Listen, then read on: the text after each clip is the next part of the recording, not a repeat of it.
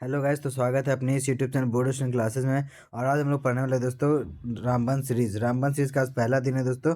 जिसमें दोस्तों हम लोग पूरा का पूरा सब्जेक्ट कवर अप करने वाले हैं। जितने भी बुक्स से दोस्तों कुछ जो भी स्क्रीन पर आपको दिख रहा है सारा का सारा हम सब्जेक्ट का कवर अप करने वाला ऑब्जेक्टिव सारा का सारा इस रामबन सीरीज़ में। तो आप लोग वीडियो पर बने रहिए दोस्तों। और चैनल पर अगर आप नए हैं तो चैनल को सब्सक्राइब कीजिए और वीडियो को लाइक कीजिए। और चलते हैं हम लोग क्वेश्चन नंबर 1 पे। इसी प्रकार देखते हैं क्वेश्चन नंबर 1 कहता क्या है। तो सबसे पहले दोस्तों हम लोग बायोलॉजी कवर अप करने वाले हैं। सबसे पहले हम लोग बायो कवर करने वाले हैं। चैप्टर से बायो में जितने भी सवाल आप लोग को बन सकते थे वो सारा का सारा आपको देखने को मिलेंगे।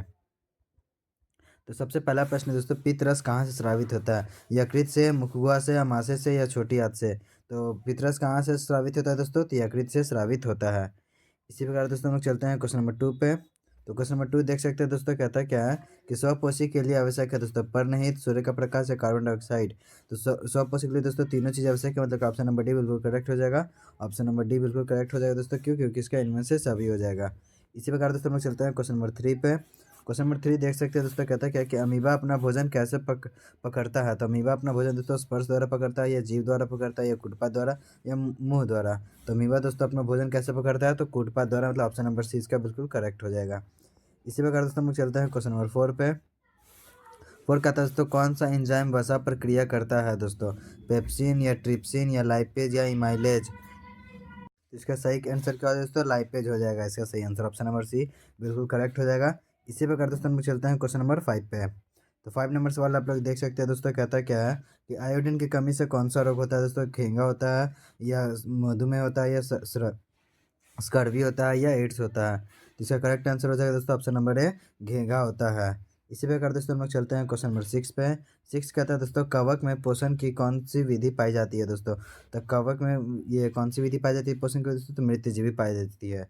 इसी प्रकार दोस्तों हम लोग चलते हैं क्वेश्चन नंबर 7 पे। देख सकते हैं कहता क्या है कि ग्लाइकोलाइसिस होता है दोस्तों। ग्लाइकोलाइसिस किस में होता है दोस्तों? तो कोशिका द्रव में होता है। इसी प्रकार दोस्तों हम लोग क्वेश्चन नंबर 8 में देख सकते हैं, कहता क्या है कि किस पौधे में दोस्तों रंध्र अनुपस्थित होता है दोस्तों? तो किस पौधे में दोस्तों? आम में, या हाइड्रीला में, या नागवानी में, या कनेर में? तो दोस्तों हाइड्रीला में दोस्तों रंध्र नहीं होता है। इसी प्रकार दोस्तों हम लोग चलते हैं क्वेश्चन नंबर 9 में। तो 9 कहता है दोस्तों, किण्वन की क्रिया पाई जाती है दोस्तों। किण्वन की क्रिया किस में पाई जाती है दोस्तों? तो इष्ट में पाई जाती है। इसी प्रकार दोस्तों हम लोग क्वेश्चन नंबर 10 देखते हैं, कहता क्या है कि ट्रैकिया किस जीव का श्वसन अंग है दोस्तों? तो ट्रैकिया किसी का है दोस्तों? तो कॉकरोच का है दोस्तों। ट्रैकिया किस जीव का श्वसन अंग है? तो कॉकरोच का। इसी प्रकार हम लोग चलते हैं क्वेश्चन नंबर 11 पे। 11 देख सकते हैं दोस्तों, कौन सी गैस श्वसन क्रिया में मुक्त होती है दोस्तों? जब हम लोग दोस्तों सांस छोड़ते हैं तो कौन सी गैस छोड़ते हैं दोस्तों? तो CO2 गैस छोड़ते हैं। इसी प्रकार दोस्तों हम लोग चलते हैं क्वेश्चन नंबर 12 पे। तो 12 नंबर देख सकते हैं दोस्तों, कहता क्या है कि ऑक्सीजन का वाहक है दोस्तों। तो ऑक्सीजन को दोस्तों वाहक, मतलब हमारे बॉडी में दोस्तों ऑक्सीजन कौन दोस्तों वहन करता है? WBC नहीं करता है दोस्तों। WBC नहीं करता है, लचका भी नहीं करता है दोस्तों। करता कौन है? तो RBC दोस्तों, रेड ब्लड सेल। इसका फुल फॉर्म क्या, इसका पूरा नाम क्या है दोस्तों? तो रेड ब्लड सेल। इसका पूरा नाम क्या है दोस्तों? Red blood cell. और WBC का दोस्तों वाइट ब्लड सेल। इसी प्रकार हम चलते हैं क्वेश्चन नंबर 13 पे। तो 13 देख सकते हैं दोस्तों, कहता क्या है खुला परिसंचरण तंत्र किसमें पाया जाता है दोस्तों? तो खुला परिसंचरण तंत्र किसमें पाया जाता है दोस्तों? तो कॉकरोच में पाया जाता है। इसी प्रकार दोस्तों हम लोग देखते हैं क्वेश्चन नंबर 14, कहता है क्या है कि मानव हृदय में कितने औष्ठ होते हैं? मतलब कि दोस्तों मनुष्य का जो हृदय होता है दोस्तों उसमें कितने कोश यानी कि कितना चैम्बर होता है दोस्तों? तो आप लोग देख सकते हैं 4 चैम्बर होते हैं। मानव हृदय में दोस्तों कितने होते हैं? 4 चैम्बर होते हैं। इसी प्रकार हम चलते हैं क्वेश्चन नंबर 15 पे। तो 15 कहता है दोस्तों, पौधे में गैसों का आदान प्रदान किसके द्वारा होता है दोस्तों? पौधे में गैसों का आदान प्रदान किसके द्वारा होता है दोस्तों? तो रंध्र के द्वारा। मतलब दोस्तों पत्ते में कैसे होता है? तो ये छोटे छोटे छिद्र होते हैं पत्तों में, उसी के माध्यम से दोस्तों वो जो भी होते हैं पौधे अपना श्वसन करते हैं। और गैसों का आदान प्रदान भी रंध्र के द्वारा, स्टोमेटा के द्वारा। रंध्र को इंग्लिश में क्या बोलते हैं दोस्तों? तो स्टोमाटा बोलते हैं। इसी प्रकार दोस्तों हम लोग चलते हैं क्वेश्चन नंबर 16 पे। तो 16 नंबर सवाल कहता है दोस्तों, पौधे में उत्सर्जी अंग पदार्थ है दोस्तों। पौधे में उत्सर्जी पदार्थ कौन है दोस्तों? तो पौधों में दोस्तों गोंद भी है, टेनिन भी है, और रेजिनिन भी है। तो पौधे में ये उत्सर्जी अंग कौन सा हो जाएंगे दोस्तों? तो ऑप्शन नंबर डी बिल्कुल करेक्ट हो जाएगा। मतलब इनमें से सभी, मतलब कि गोंद भी हो जाएगा, टेनिन भी हो जाएगा, और रेजिन भी हो जाएगा। इसी प्रकार दोस्तों हम लोग देख सकते हैं क्वेश्चन नंबर 17 कहता क्या है कि निम्न में से कौन वृक्क की एक रचनात्मक एवं क्रियात्मक इकाई है? क्या पूछा दोस्तों? तो रचनात्मक एवं क्रियात्मक इकाई पूछ रहा है किसका? तो वृक्क का दोस्तों। तो वृक्क का कौन सा दोस्तों? तो नेफ्रॉन। रचनात्मक एवं क्रियात्मक इकाई वृक्क का कौन होता है दोस्तों? तो नेफ्रॉन होता है। ठीक है। इस प्रकार दोस्तों हम 18 नंबर सवाल देख सकते हैं, कहता क्या है कि मानव शरीर की सबसे लंबी कोशिका है दोस्तों। सर दोस्तों, तो हमारे शरीर में सबसे लंबी जो कोशिका होती है दोस्तों वो कौन सी होती है, तो न्यूरॉन होती है। और ये दोस्तों VVI के लिए, क्योंकि एग्जाम में पूछा जाता है। इसी प्रकार हम लोग चलते हैं क्वेश्चन नंबर 19 पे। तो 19 नंबर सवाल कहता है दोस्तों कि मस्तिष्क का कौन सा भाग शरीर की स्थिति तथा संतुलन का अनुरक्षण करता है दोस्तों। तो कौन करता है दोस्तों, तो अनुमस्तिष्क करता है। हमारे शरीर की संतुलन कौन करता है दोस्तों, तो अनुमस्तिष्क करता है ना। ऑप्शन नंबर सी बिल्कुल करेक्ट हो जाएगा। इसी प्रकार दोस्तों क्वेश्चन नंबर 20 देख सकते हैं दोस्तों, कहता क्या है कि दो तंत्रिका कोशिका के मध्य खाली स्थान को कहते हैं दोस्तों। मान लीजिए एक ये तंत्रिका तंत्र है, ये तंत्रिका तंत्र है, और ये तंत्रिका तंत्र है, ये भी तंत्रिका तंत्र है। मतलब इस टाइप से तंत्रिका तंत्र दोस्तों रहते हैं। और यहाँ पर दोस्तों ये जो खाली स्थान बच रहा है दो तंत्रिका के बीच में, यहाँ पर मान लीजिए ये फिलहाल ये दो तंत्रिका तंत्र है, और इसके बीच में दोस्तों ये जो खाली स्थान बच रहा है ये वाला, ये इस खाली स्थान को दोस्तों नाम पूछ रहा है। तो इस खाली स्थान को दोस्तों ये सब्जेक्टिव में भी पूछा जाता है, आप लोग को याद रखना है दोस्तों। इस खाली स्थान को क्या बोला जाता है, तो सिनेप्स बोला जाता है दोस्तों। क्या बोला जाता है, तो सिनेप्स बोला जाता है। इसी प्रकार हम चलते हैं क्वेश्चन नंबर 21 पे। 21 कहता है दोस्तों मस्तिष्क उत्तरदायी है दोस्तों। तो मस्तिष्क दोस्तों उत्तरदायी मतलब ब्रेन है दोस्तों हमारा, वो किसके लिए उत्तरदायी है, सोचने के लिए भी उत्तरदायी है दोस्तों। और हृदय स्पंदन यानी हृदय की धड़कने के लिए भी उत्तरदायी कौन है, तो मस्तिष्क ही है।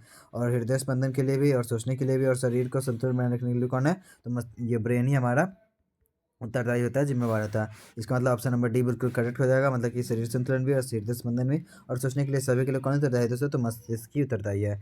इसी प्रकार दोस्तों क्वेश्चन नंबर 22 देख सकते हैं। 22 नंबर सवाल कहता है क्या है कि निम्नलिखित में से दोस्तों कौन पादप हार्मोन नहीं है। तो दोस्तों ऑक्सीन या ऑक्सीटोसिन या एथिलीन या साइटोकिनिन। तो ये दोस्तों तीनों क्या है, तो ये तीनों का ये तीनों दोस्तों पादप हार्मोन हैं। बट ये जो ऑक्सी क्या लिखा हुआ, ऑक्सीटोसिन है दोस्तों, ऑक्सीटोसिन ये पादप हार्मोन नहीं है। मतलब इसका करेक्ट आंसर क्या है दोस्तों, बी, क्योंकि पादप हार्मोन नहीं है ये पूछ रहा है दोस्तों। पादप हार्मोन नहीं है, तो ये नहीं है कौन सा दोस्तों, तो ऑक्सीटोसिन जो है दोस्तों, ऑक्सीटोसिन वो पादप हार्मोन नहीं है, ऑक्सीटोसिन। इसी प्रकार दोस्तों हम चलते हैं क्वेश्चन नंबर 23 पे। तो 23 कहता है दोस्तों इनमें से कौन पादप हार्मोन है दोस्तों। तो इंसुलिन नहीं है, क्योंकि ये पादप हार्मोन नहीं है दोस्तों। थायरॉक्सिन नहीं है दोस्तों। ये एस्ट्रोजन नहीं है दोस्तों। साइटोकाइनिन है, क्योंकि ये सिर्फ दोस्तों पादप हार्मोन है, और ये सब दोस्तों पादप हार्मोन नहीं, मतलब कि ये सब दोस्तों ये जंतु हार्मोन है। इसी प्रकार से हम लोग चलते हैं क्वेश्चन नंबर 24 पे। सवाल देखते हैं। सवाल कहता है दोस्तों मनुष्य के शरीर की सबसे बड़ी ग्रंथि कौन सा है दोस्तों, तो यकृत है। इन चारों ऑप्शन के अकॉर्डिंग दोस्तों कौन सा है, तो यकृत है। बट पूछा क्या दोस्तों, सबसे बड़ी ग्रंथि पूछा, तो ग्रंथि में तो सर दोस्तों यकृत ही आता है, जिसको हम लोग लीवर बोलते हैं। इसी प्रकार हम चलते हैं दोस्तों 25 नंबर सवाल। ये रासायनिक दूध कहा जाता है दोस्तों। किसे दोस्तों रासायनिक दूध कहा जाता है, उद्दीपक को, या पाचक रस को, या हार्मोन को, या आवेग को। तो हार्मोन को कहा जाता है दोस्तों रासायनिक दूध। ये हमेशा आप याद रख लीजिएगा, ये VVI हो सकता है दोस्तों। इसी प्रकार हम चलते हैं दोस्तों क्वेश्चन नंबर 26 पे। तो 26 नंबर सवाल देख सकते हैं दोस्तों, कहता क्या है इंसुलिन की कमी से होता है दोस्तों। तो इंसुलिन की कमी से क्या हो जाता है दोस्तों, तो मधुमेह हो जाता है। इसी प्रकार हम लोग 27 नंबर सवाल देख सकते हैं दोस्तों, कहता क्या है कि फूल में नर प्रजनन अंग है। तो फूल में नर प्रजनन अंग कौन सा होता है दोस्तों, तो पुंकेसर नर प्रजनन होता है। इसी प्रकार दोस्तों हम लोग 28 नंबर सवाल देख सकते हैं, कहता क्या है कि द्विखंडन होता है दोस्तों। द्विखंडन किस किस में दोस्तों, पैरामीशियम में भी होता है, अमीबा में भी होता है, ये लिसेमेनिया में भी होता है। मतलब कि इसका करेक्ट आंसर क्या हो जाएगा दोस्तों, तो ऑप्शन नंबर डी करेक्ट हो जाएगा। तो इनमें से सभी, पैरामीशियम भी हो जाएगा, अमीबा भी हो जाएगा, और लिस्मैनिया भी हो जाएगा। इसी प्रकार दोस्तों हम लोग चलते हैं 29 नंबर सवाल पे। तो 29 नंबर सवाल कहता है दोस्तों पौधों में जनन अंग कहाँ पाए जाते हैं दोस्तों। तो पौधों में जनन अंग कहाँ पाए जाते हैं दोस्तों, तो तना में नहीं पाया जाता, जड़ में भी नहीं पाया जाता, फल में भी नहीं पाया जाता, बल्कि कहाँ पाया जाता है दोस्तों, तो पुष्प में पाया जाता है। फूल जहाँ होता है दोस्तों वो वहाँ पाया जाता है पौधों में जनन अंग। आई होप कि ये भी आपको समझ में आ गया दोस्तों। हम लोग चलते हैं क्वेश्चन नंबर 30 पे। तो 30 नंबर सवाल कहता है दोस्तों कि हाइड्रा में प्रजनन की विधि निम्नलिखित में से कौन सा है दोस्तों। हाइड्रा में दोस्तों प्रजनन की विधि कौन सा है दोस्तों, कायिक प्रवर्धन है, या बीजाणु समासंग है, या विखंडन है, या मुकुलन है। तो हाइड्रा में दोस्तों प्रजनन की विधि कौन सा है दोस्तों, तो मुकुलन है। इसी प्रकार दोस्तों हम लोग चलते हैं क्वेश्चन नंबर 31 पे। तो 31 नंबर सवाल देखते हैं कहता क्या है। तो 31 नंबर सवाल कहता है दोस्तों कि अलैंगिक जनन मुकुलन द्वारा होता है दोस्तों। क्या अलैंगिक जनन दोस्तों मुकुलन द्वारा किस में होता है दोस्तों, तो ईस्ट में दोस्तों अलैंगिक जनन होता है मुकुलन के द्वारा। इसी प्रकार दोस्तों हम लोग चलते हैं क्वेश्चन नंबर 32 पे। तो 32 नंबर सवाल देख सकते हैं दोस्तों, कहता क्या है, कहता है दोस्तों 32 नंबर सवाल कि परागकोश में होता है दोस्तों। परागकोश में क्या होता है दोस्तों, पंखुड़ी नहीं होता है, बीजाणु भी नहीं होता, अंडक भी नहीं होता, होता क्या है दोस्तों, तो परागन होता है किसमें, तो परागकोश में क्या होता है दोस्तों, तो परागकोश में दोस्तों परागकण होता है। और परागकण किस में होता है दोस्तों? तो पराग कोष में होता है। इसी प्रकार दोस्तों हम लोग चलते हैं क्वेश्चन नंबर 33 पे दोस्तों। तो 33 नंबर सवाल कहता है दोस्तों कि पुष्पीय पौधों में लैंगिक जनन होता है दोस्तों। पुष्पीय पौधों में दोस्तों लैंगिक जनन होता है, पत्तियों द्वारा होता है या फूलों द्वारा होता है या तना द्वारा होता है या इनमें से कोई नहीं। तो फूलों में दोस्तों, पुष्पों में, किस पौधों में दोस्तों, पुष्पीय जो पौधे होते हैं दोस्तों उसमें लैंगिक जनन किसके द्वारा होता है? तो फूलों के द्वारा होता है। इसी प्रकार दोस्तों हम लोग चलते हैं 34 नंबर सवाल पे। तो 34 नंबर सवाल कहता है दोस्तों अंडाणु निषेचित होता है दोस्तों। अंडाणु निषेचित होता है, कैसे होता है दोस्तों अंडाणु निषेचित? तो ये फैलोपियन नलिका में होता है। कहाँ होता है दोस्तों? तो फैलोपियन नलिका में होता है। तो इसी प्रकार दोस्तों हम लोग चलते हैं 35 नंबर सवाल पे। तो 35 नंबर सवाल देख सकते हैं दोस्तों, कहता क्या है? कहता है दोस्तों निम्न में से कौन मादा जनतंत्र में भाग नहीं है? भाग नहीं है दोस्तों, जनतंत्र का भाग नहीं है, कौन सा दोस्तों? तो अंडाशय दोस्तों, ये मानव का नहीं है दोस्तों, ये मानव का है दोस्तों अंडाशय सिर्फ मादा जनतंत्र का पूछे तो मादा का तो अंडाशय भी होता है, गर्भाशय भी दोस्तों, और ये डिम्ब वाहिनी भी दोस्तों किसका? तो सब मादा का है दोस्तों। ये तीनों किसका है? तो तीनों का तो नहीं दोस्तों, वो मादा का ही है। और ये जो शुक्रवाहिका किसका है दोस्तों? तो ये नर का है दोस्तों। इसीलिए इसमें जब नहीं पूछा है तो इसका करेक्ट आंसर क्या हो जाएगा दोस्तों? तो शुक्रवाहिका हो जाएगा। इसी प्रकार दोस्तों हम लोग 36 नंबर सवाल देख सकते हैं दोस्तों, कहता क्या है कि 36 नंबर सवाल कहता है दोस्तों एंड्रोजन क्या है दोस्तों? एंड्रोजन क्या है दोस्तों? नरलिंग हार्मोन है। इसी प्रकार दोस्तों हम लोग चलते हैं 37 नंबर सवाल पे। तो 37 नंबर सवाल कहता है दोस्तों कि निम्नलिखित में से कौन उभयलिंग है? तो उभयलिंग कौन सा आता है दोस्तों? तो केंचुआ आता है। ये एकदम 100% दोस्तों आपको याद रख लेना है कि उभयलिंग कौन होता है दोस्तों? तो केंचुआ होता है। उभयलिंग कौन सा होता है? तो केंचुआ होता है। इसी प्रकार दोस्तों हम लोग चलते हैं 38 नंबर सवाल पर। तो 38 नंबर सवाल कहता है दोस्तों कि शुक्राणु का निर्माण होता है दोस्तों। शुक्राणु का निर्माण किस में होता है दोस्तों? तो वृषण में होता है। और ये शुक्राणु किस में पाया जाता है दोस्तों? तो मादा में पाया जाता है। इसी प्रकार दोस्तों और हम लोग चलते हैं क्वेश्चन नंबर 39 पे। 39 नंबर सवाल कहता है दोस्तों कि निम्नलिखित में से कौन नर युग्मक है दोस्तों? तो नर युग्मक पूछा दोस्तों, तो फेलोपिन दोस्तों नर युग्मक नहीं है, मादा युग्मक नर युग्मक कौन है ये पूछा दोस्तों, है जो पूछ रहा है, नहीं है जो नहीं पूछा दोस्तों। तो ये भी दोस्तों नर युग्मक है, योनि भी दोस्तों नर युग्मक है, शुक्राणु भी, अंडाणु भी दोस्तों नर युग्मक है, बट शुक्राणु दोस्तों नर युग्मक ये फेनोफ्लियन और योनि और अंडाणु, ये तीनों दोस्तों क्या है? तो मादा है दोस्तों। ये तीनों क्या है दोस्तों? तो मादा युग्मक है दोस्तों। तीनों क्या है दोस्तों? तो मादा युग्मक है। और ये जो शुक्राणु दोस्तों ये नर युग्मक है। तो करेक्ट आंसर क्या हो जाएगा दोस्तों? तो option number A. Option number A बिल्कुल करेक्ट हो जाएगा। कैसे दोस्तों? तो ये नर युग्मक के बारे में पूछता है इसलिए ऑप्शन नंबर ए हो जाएगा। मादा पूछता है दोस्तों तो ये तीनों करेक्ट होता है। चलते इसी प्रकार से हम चलते हैं 40 नंबर सवाल पे। तो 40 नंबर सवाल कहता है दोस्तों कि मेंडल ने अपने अनुवांशिकी प्रयोग हेतु किस पौधे का उपयोग किया था? ये क्वेश्चन दोस्तों 2019 में, 2020 में, 2022 में पूछा था। नीम की या गुलाब का या मटर का या गुलाउदीद का? तो ये दोस्तों जो मेंडल जो पौधे का जो प्रयोग किया था वो किस पौधे का उपयोग किया था? तो मटर के पौधे का उपयोग किया गया था दोस्तों, जिसपे वो अपने अनुवांशिकी जो मेंडल जो है दोस्तों उसको अपनी प्रयोग का उस पर आपको प्रयोगशाला में उसका उस पौधे का उपयोग किया था, जिससे दोस्तों आनुवंशिकी का पता भी लगाया गया था। इसी प्रकार दोस्तों हम लोग चलते हैं 41 नंबर सवाल पे। कहते दोस्तों स्त्रियों में लिंग गुणसूत्र युग्म होता है दोस्तों। स्त्रियों में गुणसूत्र कौन सा पाया जाता है दोस्तों? तो एक्स एक्स पाया जाता है स्त्रियों में दोस्तों, एक्स एक्स पाया जाता है। आपको कमेंट में ये बताना है दोस्तों कि पुरुषों में दोस्तों कौन सा गुणसूत्र पाया जाता है। कमेंट में जरूर बताइए दोस्तों कि पुरुषों में कौन सा गुणसूत्र पाया जाता है। इसी प्रकार दोस्तों हम लोग चलते हैं 42 नंबर सवाल पे। निम्न में से कौन एक अवशेषी अंग है दोस्तों? निम्न में से दोस्तों अवशेषी अंग पूछ रहा है। रीढ़ की हड्डी नहीं है, अंगूठा भी नहीं है, कान भी नहीं है, कौन सा है दोस्तों? तो अपेंडिक्स है दोस्तों, अपेंडिक्स है। अवशेषी अंग कौन सा दोस्तों? तो अपेंडिक्स है। इसी प्रकार दोस्तों हम लोग चलते हैं 43 नंबर सवाल पे। कहता है क्या दोस्तों 43 नंबर सवाल कि द ओरिजिन ऑफ स्पीसीज नामक पुस्तक किसने लिखी थी दोस्तों? तो द ओरिजिन ऑफ स्पीसीज पुस्तक कौन लिखी थी दोस्तों? तो डार्विन लिखा था। इसी प्रकार से हम लोग 44 नंबर सवाल देख सकते हैं दोस्तों, कहता क्या है? 44 दो बार रिपीट हो गया है, बट ये दोनों साल दोस्तों दोनों बार ये 2014 और 2019 में पूछा है दोस्तों कि निम्नलिखित से कौन दोस्तों एक उभयलिंगी जंतु है? तो अभी मैंने बताया था कौन है दोस्तों? तो केंचुआ उभयलिंगी जंतु है। इसी प्रकार दोस्तों हम लोग 45 नंबर सवाल देख सकते हैं कि ग्वाइटर अथवा घेगा पनपता है दोस्तों। तो ग्वाइटर एवं घेगा किसकी कमी से पनपता है दोस्तों? तो आयोडीन की कमी से पनपता है। क्या पनपता है दोस्तों? तो ग्वाइटर और घेगा किसकी वजह से पनपता है? तो आयोडीन की कमी से दोस्तों।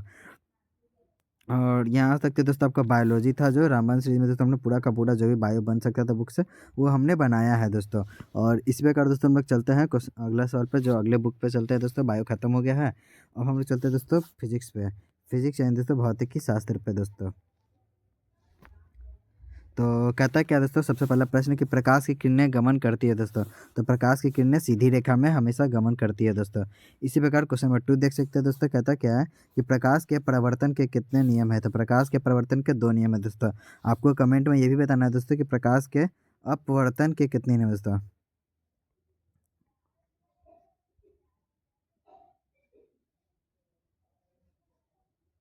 प्रकाश के अपवर्तन के कितने नियम है दोस्तों, आपको ये कमेंट सेक्शन में बताना है, जरूर बताइएगा दोस्तों। प्रकाश के परिवर्तन के कितने नियम है दोस्तों, तो 2 नियम होते हैं। इस प्रकार हम चलते हैं क्वेश्चन नंबर 3 पे दोस्तों। 3 कहता है दोस्तों कि समतल दर्पण द्वारा बना प्रतिबिंब होता है दोस्तों। तो समतल दर्पण पे दोस्तों जो बनता है प्रतिबिंब हमेशा काल्पनिक बनता है। और समतल दर्पण दोस्तों इस टाइप का कुछ मतलब इमेज तो नहीं है, बट समतल दर्पण दोस्तों बिल्कुल समतल ही होता है। और इस पर जो भी प्रतिबिंब दोस्तों बनेगा, उस पर जो भी जो किरणें आती हैं समतल दर्पण पर, वो कैसा बिंब बनाती है दोस्तों, तो काल्पनिक हमेशा बनाती हैं। कैसा प्रतिबिंब बनाती है दोस्तों, तो इसके पीछे जो भी प्रतिबिंब बनता है वो काल्पनिक ही बनता है। इसी प्रकार दोस्तों हम लोग चलते हैं चौथा नंबर सवाल पे फिजिक्स का। कहते हैं दोस्तों उत्तल दर्पण में बना काल्पनिक प्रतिबिंब होता है दोस्तों।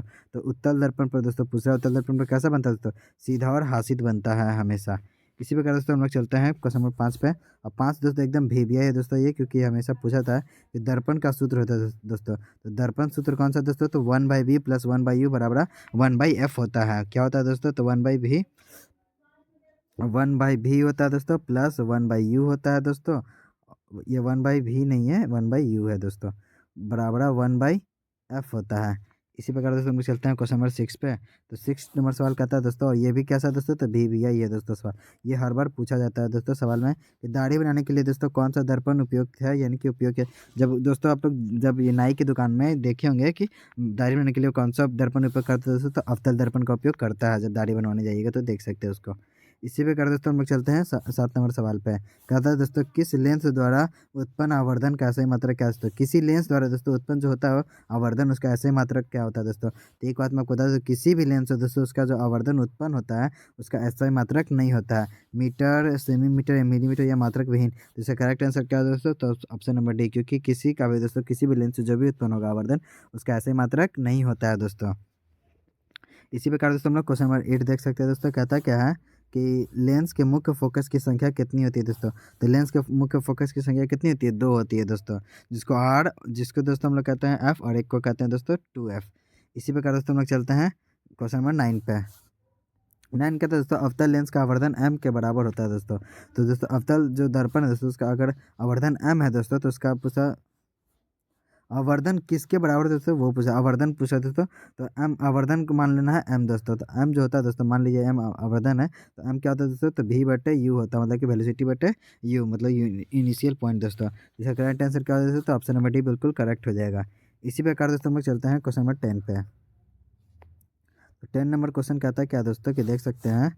कहता है दोस्तों कि किसी माध्यम का अपर्तनांक यू है, यू का मान क्या होता है दोस्तों। तो किसी भी दोस्तों अगर अपर्तनांक है दोस्तों, अपर्तनांक, तो उसका यू जो है दोस्तों किसी भी माध्यम है दोस्तों, तो साइन आई बटे साइन दोस्तों आर होता है।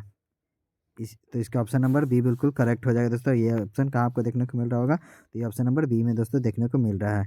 इसी प्रकार दोस्तों हम लोग 11 नंबर सवाल देख सकते हैं। कहता क्या है कि निम्न में से कौन लेंस की क्षमता का निम्न में दोस्तों कौन लेंस की क्षमता का मात्रक है दोस्तों। तो लेंस का क्षमता का मात्रक क्या दोस्तों, तो डायोप्टर होता है दोस्तों। क्या होता है दोस्तों, तो डायोप्टर होता है। तो इसका करेक्ट आंसर क्या दोस्तों, तो ऑप्शन नंबर सी बिल्कुल करेक्ट हो जाएगा। इसी प्रकार से हम लोग 12 नंबर सवाल देख सकते हैं दोस्तों। कहता क्या है कि निम्न में से दोस्तों किस लेंस की फोकस दूरी धनात्मक होती है। किस लेंस की दोस्तों फोकस दूरी धनात्मक होती है दोस्तों, तो उत्तल लेंस की दोस्तों जो हमेशा जो होता है दोस्तों, उत्तल लेंस की फोकस दूरी हमेशा पॉजिटिव ही होता है दोस्तों। तो इसका करेक्ट आंसर क्या दोस्तों, ऑप्शन नंबर बी बिल्कुल करेक्ट हो जाएगा। तो इसी प्रकार से हम लोग 13 नंबर सवाल देख सकते हैं। कहता क्या है कि सवाल क्या है दोस्तों, निम्न में से किस माध्यम में प्रकाश की चाल अधिकतम होती है दोस्तों। तो दोस्तों जो प्रकाश की चाल होगी दोस्तों, वो जो प्रकाश की कभी भी दोस्तों अगर गमन कर रही है, तो सबसे दोस्तों जो तेज़ होगा वो किस में होगा दोस्तों, तो प्रकाश के हवा में हो जाएगा दोस्तों।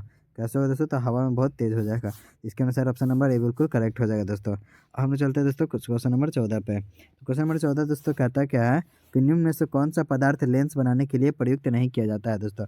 लेंस बनाने के लिए किसका उपयोग नहीं किया जाता है, तो ये एकदम वीवीआई के लिए दोस्तों मिट्टी का उपयोग कभी नहीं किया जाता है। और ये वीवीआई इसलिए मैं बोल रहा था कि ये सब सवाल दोस्तों हमेशा बोर्ड में पूछा जाता है।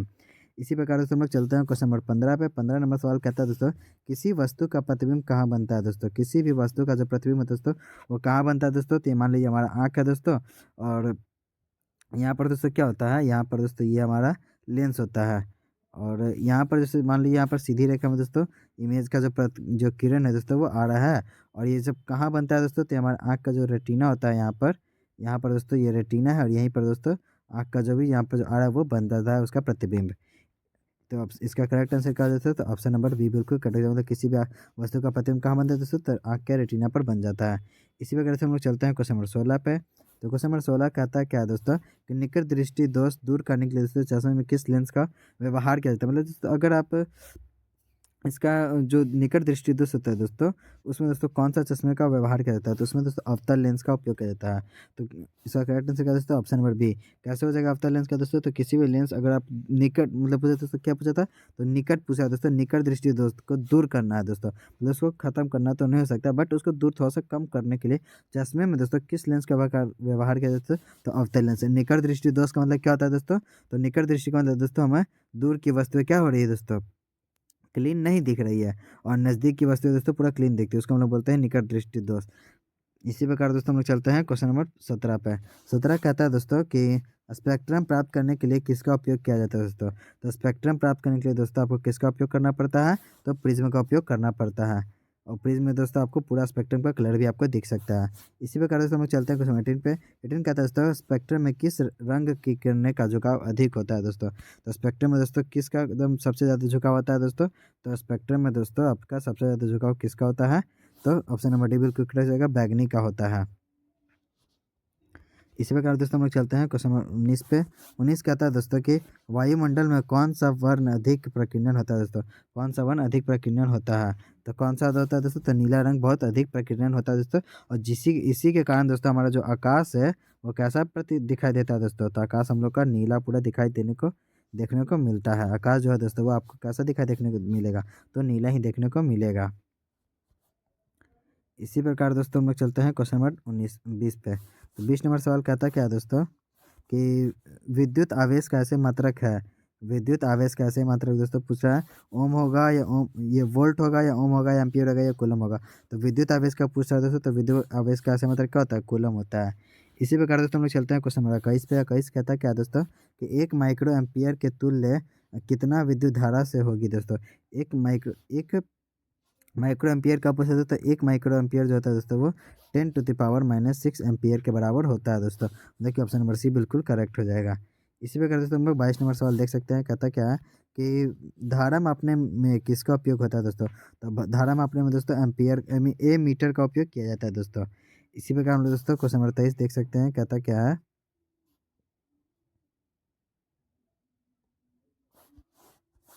कहते हैं दोस्तों कि विभवांतर का ऐसे मात्रक होता है। विभवांतर का ऐसे मात्रक क्या होता है दोस्तों, विभवांतर का ऐसे मात्रक होता है तो वोल्ट होता है। इसी प्रकार दोस्तों हम लोग चलते हैं 24 नंबर सवाल पे। पूछ रहा है दोस्तों कि 1 वोल्ट दोस्तों किसके बराबर होता है दोस्तों, तो एक जो वोल्ट होता है दोस्तों वो किसके बराबर होता है, तो जूल पर कूलम के बराबर होता है दोस्तों। मतलब इसका ऑप्शन नंबर ए बिल्कुल करेक्ट हो जाएगा। इसी प्रकार दोस्तों हम लोग 25 नंबर सवाल देख सकते हैं। कहता क्या है कि किसी कुंडली का प्रतिरोध ज्ञात करने के लिए सूत्र है। किसी भी कुंडली का प्रतिरोध कैसे ज्ञात करते हैं दोस्तों, तो आर बराबर भी बटे आई के हिसाब से हम लोग जो फॉर्मूला है उसके मदद से दोस्तों हम लोग किसी भी कुंडली का प्रतिरोधक या प्रतिरोधकता ज्ञात कर सकते हैं। इसी प्रकार दोस्तों हम लोग चलते हैं 26 नंबर सवाल पे। 26 नंबर सवाल कहता है दोस्तों कि विद्युत बल्ब का तंतु बना होता है दोस्तों। विद्युत बल्ब का तंतु किससे बनता है दोस्तों, तो टंगस्टन का बनता है। और ये भी दोस्तों क्या VVI सवाल आप कर लिए कि ये भी हर बार एग्जाम में पूछा जाता है दोस्तों। इसी प्रकार हम लोग 27 नंबर सवाल देख सकते हैं दोस्तों। कहता क्या है कि किसी चालक का प्रतिरोधकता का मात्रक है। किसी भी चालक का प्रतिरोधकता का मात्रक क्या है दोस्तों, तो ओम मीटर होता है। इसी प्रकार दोस्तों हम लोग चलते हैं 28 नंबर सवाल पे। प्रतिरोधक का ऐसे मात्रक होता है दोस्तों। प्रतिरोधक का ऐसे मात्रक क्या होता है ये पूछा दोस्तों, तो प्रतिरोधक का ऐसे मात्रक क्या होता है, ओम होता है। प्रतिरोधक का ऐसे मात्रक दोस्तों ओम होता है। इसी प्रकार हम लोग 29 नंबर सवाल देख सकते हैं। कहता क्या है, कहता है दोस्तों कि विद्युत शक्ति का ऐसे मात्रक क्या है दोस्तों, तो विद्युत शक्ति का ऐसे मात्रक वाट होता है। इसी प्रकार से हम लोग 30 नंबर सवाल देख सकते हैं। कहता है क्या है दोस्तों, कि 1 किलोवाट घंटा निम्नलिखित में से किसके बराबर होता है दोस्तों, तो 1 किलोवाट घंटा दोस्तों 3.6 इंटू 10⁻⁶ दोस्तों 6 जूल के बराबर होता है। इसी प्रकार से हम लोग 31 नंबर सवाल देख सकते हैं। कहता क्या है कि किसी विद्युत बल्ब का दोस्तों 220 किसी विद्युत बल्ब पर दोस्तों 220 वोल्ट तथा 100 वाट अंकित है, तो जब इसे 110 वोल्ट पर प्रज्वलित करते हैं दोस्तों, तो उसके द्वारा जो उपभोग शक्ति होती है दोस्तों वो कितनी होती है, तो 50 वाट की होती है दोस्तों। इसी प्रकार दोस्तों हम लोग चलते हैं 32 नंबर सवाल पे। तो 32 नंबर सवाल कहता है दोस्तों कि निम्नलिखित में से दोस्तों कौन सा पद विद्युत परिपथ में या विद्युत परिपथ में दोस्तों विद्युत शक्ति को निरूपित नहीं करता है दोस्तों। तो विद्युत परिपथ में दोस्तों आई आर स्क्वायर दोस्तों विद्युत परिपथ में विद्युत शक्ति को निरूपित नहीं करता है। इसी प्रकार दोस्तों हम लोग चलते हैं 33 नंबर सवाल पे। 33 नंबर सवाल कहता है दोस्तों कि पश्चिम की ओर प्रक्षेपित धनावेशित कण किसी चुंबकीय क्षेत्र द्वारा उत्तर की ओर प्रक्षेपित हो जाता है। चुंबकीय क्षेत्र की दिशा क्या होगी दोस्तों? अगर दोस्तों किसी भी जो पश्चिम की ओर से प्रक्षेपित आने वाले जो धनावेशित कण है दोस्तों, और चुंबकीय क्षेत्र के द्वारा दोस्तों उत्तर की ओर प्रक्षेपित हो जा रहा है, तो चुंबकीय क्षेत्र की दिशा क्या हो जाएगी दोस्तों? तो चुंबकीय जो क्षेत्र की दिशा हो जाएगी वो ऊपरी मुखी हो जाएगी। तो किस ओर से? उत्तरी ऊपरी मुखी के द्वारा, मतलब डी नंबर इसका बिल्कुल करेक्ट हो जाएगा। इसी प्रकार दोस्तों हम लोग 34 नंबर सवाल देख सकते हैं। कहता क्या है कि डायनेमो यांत्रिक ऊर्जा किस ऊर्जा में परिवर्तित करता है दोस्तों? तो डायनेमो है जो तो यांत्रिक ऊर्जा को विद्युत ऊर्जा में रूपांतरित कर देता है। इसी प्रकार दोस्तों हम लोग 35 नंबर सवाल देख सकते हैं। कहता क्या है कि विद्युत धारा उत्पन्न करने की युक्ति को कहते हैं दोस्तों। जो विद्युत धारा उत्पन्न करता है उस युक्ति को क्या कहते हैं दोस्तों? तो जनित्र कहते हैं। इसी प्रकार दोस्तों हम लोग चलते हैं 36 नंबर सवाल पे। 36 नंबर सवाल कहता है दोस्तों कि लघु पतन के समय परिपथ में विद्युत धारा का मान होता है दोस्तों। तो लघु पतन के दोस्तों जो समय में जो विद्युत परिपथ का जो मान होता है वो क्या दोस्तों? बहुत अधिक बढ़ जाता है दोस्तों। इसी प्रकार हम लोग चलते हैं 37 नंबर सवाल पे। कहता है दोस्तों नरोड़ा नाभिकीय विद्युत संयंत्र किस राज्य में स्थित है दोस्तों? तो नरोड़ा नाभिकीय विद्युत यंत्र दोस्तों उत्तर प्रदेश में स्थित है। इसी प्रकार दोस्तों हम लोग चलते हैं 38 नंबर सवाल पे। कहता है दोस्तों कि प्रकृति में दोस्तों जो भी है पृथ्वी पर ऊर्जा का प्रमुख स्रोत क्या है दोस्तों? तो सूर्य है। प्रकृति में दोस्तों जो है पृथ्वी पर जो ऊर्जा का मुख्य स्रोत क्या है दोस्तों? डायरेक्ट जो है तो वो सूर्य ही होता है। इसी प्रकार दोस्तों हम लोग चलते हैं 39 नंबर सवाल पे। कहता है दोस्तों कि पारिस्थितिकी तंत्र में ऊर्जा का प्रवाह होता है दोस्तों किसके? तो एक दिशीय होता है दोस्तों, एक दिशीय होता है। इसी प्रकार दोस्तों हम लोग चलते हैं 40 नंबर सवाल पे। कहता है दोस्तों कि ओजोन के आणविक सूत्र होता है। ओजोन का क्या होता है दोस्तों? O3 होता है, और O2 मतलब ऑक्सीजन होता है दोस्तों। इस प्रकार दोस्तों हम लोग 41 नंबर सवाल देख सकते हैं दोस्तों। कहता क्या है कि जैव आवर्धन प्रदर्शित करने वाला रसायन दोस्तों, तो जो जैव आवर्धन प्रदर्शित करता है उसको हम लोग DDT कहते हैं दोस्तों। ठीक है दोस्तों। इसी प्रकार दोस्तों हम लोग चलते हैं कहाँ? तो 42 नंबर सवाल पे। कहता है दोस्तों कि अपघटन का उदाहरण है। अपघटन का उदाहरण कौन सा है दोस्तों? तो कवक है। इसी प्रकार दोस्तों हम लोग चलते हैं 43 नंबर सवाल पे। कहता है क्या दोस्तों कि निम्नलिखित में से कौन पर्यावरण का हिस्सा है दोस्तों? तो वायुमंडल भी दोस्तों पर्यावरण का ही हिस्सा है, जलमंडल भी पर्यावरण का हिस्सा है, और स्थलमंडल भी दोस्तों पर्यावरण का ही हिस्सा है। इस प्रकार दोस्तों ऑप्शन नंबर डी बिल्कुल करेक्ट है, मतलब कि तीनों ही हो जाएगा दोस्तों। इसीलिए इसका तीनों का आंसर क्या हो जाएगा? ऑप्शन नंबर डी बिल्कुल करेक्ट हो जाएगा। इसी प्रकार दोस्तों हम लोग चलते हैं 44 नंबर सवाल पर। कहता क्या है कि निम्नलिखित में से कौन नवीकरणीय ऊर्जा का स्रोत का उदाहरण है दोस्तों? तो कौन है दोस्तों? महासागरीय तरंगे भी दोस्तों नवीकरणीय ऊर्जा का उदाहरण है। सौर ऊर्जा भी दोस्तों नवीकरणीय उदाहरण है। पवन ऊर्जा भी दोस्तों नवीकरणीय ऊर्जा का स्रोत का उदाहरण है। इसका ऑप्शन नंबर डी बिल्कुल करेक्ट हो जाएगा दोस्तों। सभी इनमें से सभी दोस्तों जो है डी नंबर बिल्कुल करेक्ट हो जाएगा। इसी प्रकार दोस्तों 45 नंबर सवाल देख सकते हैं। कहता क्या है कि घरेलू गैस इंजन LPG का प्रमुख अवयव क्या होता है दोस्तों? तो प्रोपेन होता है। इसी प्रकार दोस्तों हम लोग चलते हैं। तो फिजिक्स का दोस्तों इतना ही सवाल था। फिजिक्स का दोस्तों इतना ही सवाल था। और अब हम लोग चलते दोस्तों केमिस्ट्री का, साइंस का दोस्तों केमिस्ट्री पे चलते हैं। केमिस्ट्री में दोस्तों कितने सवाल पूछे गए वो भी हम लोग देख लेते हैं, क्योंकि पूरा केमिस्ट्री बुक से लिया गया है दोस्तों। पूरा का पूरा दोस्तों केमिस्ट्री बुक खत्म करने वाले हैं दोस्तों एक ही वीडियो में, उसका महत्वपूर्ण से महत्वपूर्ण ऑब्जेक्टिव सवाल। तो इसके लिए हम लोग दोस्तों दूसरा क्लियर ले लेते हैं। पहले दोस्तों चीनी का रासायनिक सूत्र है दोस्तों। चीनी का रासायनिक सूत्र क्या होता है दोस्तों? तो C12H22O11 होता है दोस्तों। इसी प्रकार दोस्तों हम लोग दूसरा नंबर सवाल देख सकते हैं दोस्तों। कहता है क्या है कि सल्फ्यूरिक अम्ल का रासायनिक सूत्र है दोस्तों। तो सल्फ्यूरिक अम्ल का रासायनिक सूत्र क्या होता है? तो H2SO4 होता है दोस्तों। इसी प्रकार दोस्तों हम लोग तीसरा नंबर सवाल देख सकते हैं। कहता क्या है कि Na2SO4 जो है दोस्तों वो BaCl2 से जब अभिक्रिया करता है, Na2 का SO4 का मतलब दोस्तों सोडियम, Na से दोस्तों सोडियम, S से सल्फर और से ऑक्सीजन, B से बेरिलियम और Cl से क्लोरीन। तो दोस्तों ये BaSO4 + 2NaCl बनाता है, मतलब कि Ba से दोस्तों बेरिलियम, S से दोस्तों सल्फर और से ऑक्सीजन, Na से सोडियम और Cl से क्लोरीन। तो दोस्तों जो यहाँ पर सोडियम दोस्तों जो है वो क्लोरीन के साथ अभिक्रिया कर लिया, और यहाँ पर सल्फर ये जो सल्फर ऑक्सीजन है दोस्तों वो बेरिलियम से ये ऑक्सीजन ये कर लिया अभिक्रिया। तो दोस्तों जो बना वो इस अभिक्रिया का नाम प्रस्तुत होती है, कैसे कर रहा है दोस्तों? तो ये द्विविस्थापन अभिक्रिया हो गया। इसी प्रकार दोस्तों हम लोग चलते हैं क्वेश्चन नंबर 4 पे। 4 कहता है दोस्तों कि श्वसन किस प्रकार की रासायनिक अभिक्रिया है दोस्तों, तो श्वसन ऊष्माक्षेपी रासायनिक अभिक्रिया है दोस्तों। इसी प्रकार दोस्तों हम लोग 5वां नंबर सवाल देख सकते हैं, कहता क्या है कि नीचे दी गई अभिक्रिया में कौन सा कथन सही है दोस्तों। तो जो नीचे दी गई है दोस्तों वो 2CO दोस्तों प्लस O2 के साथ जब अभिक्रिया करता है तो 2CO2 बनाता है। और ये दोस्तों कॉपर का ऑक्सीकरण हो रहा है, क्योंकि जो कॉपर है दोस्तों वो जो कॉपर है दोस्तों यहाँ पर जो कॉपर है ये ऑक्सीजन के साथ अभिक्रिया कर रहा है, मतलब कॉपर ऑक्सीकरण हो रहा है दोस्तों, जिससे बन गया कॉपर का ऑक्सीकरण हो गया। इसी प्रकार से हम लोग चलते हैं 6ठा नंबर सवाल पे।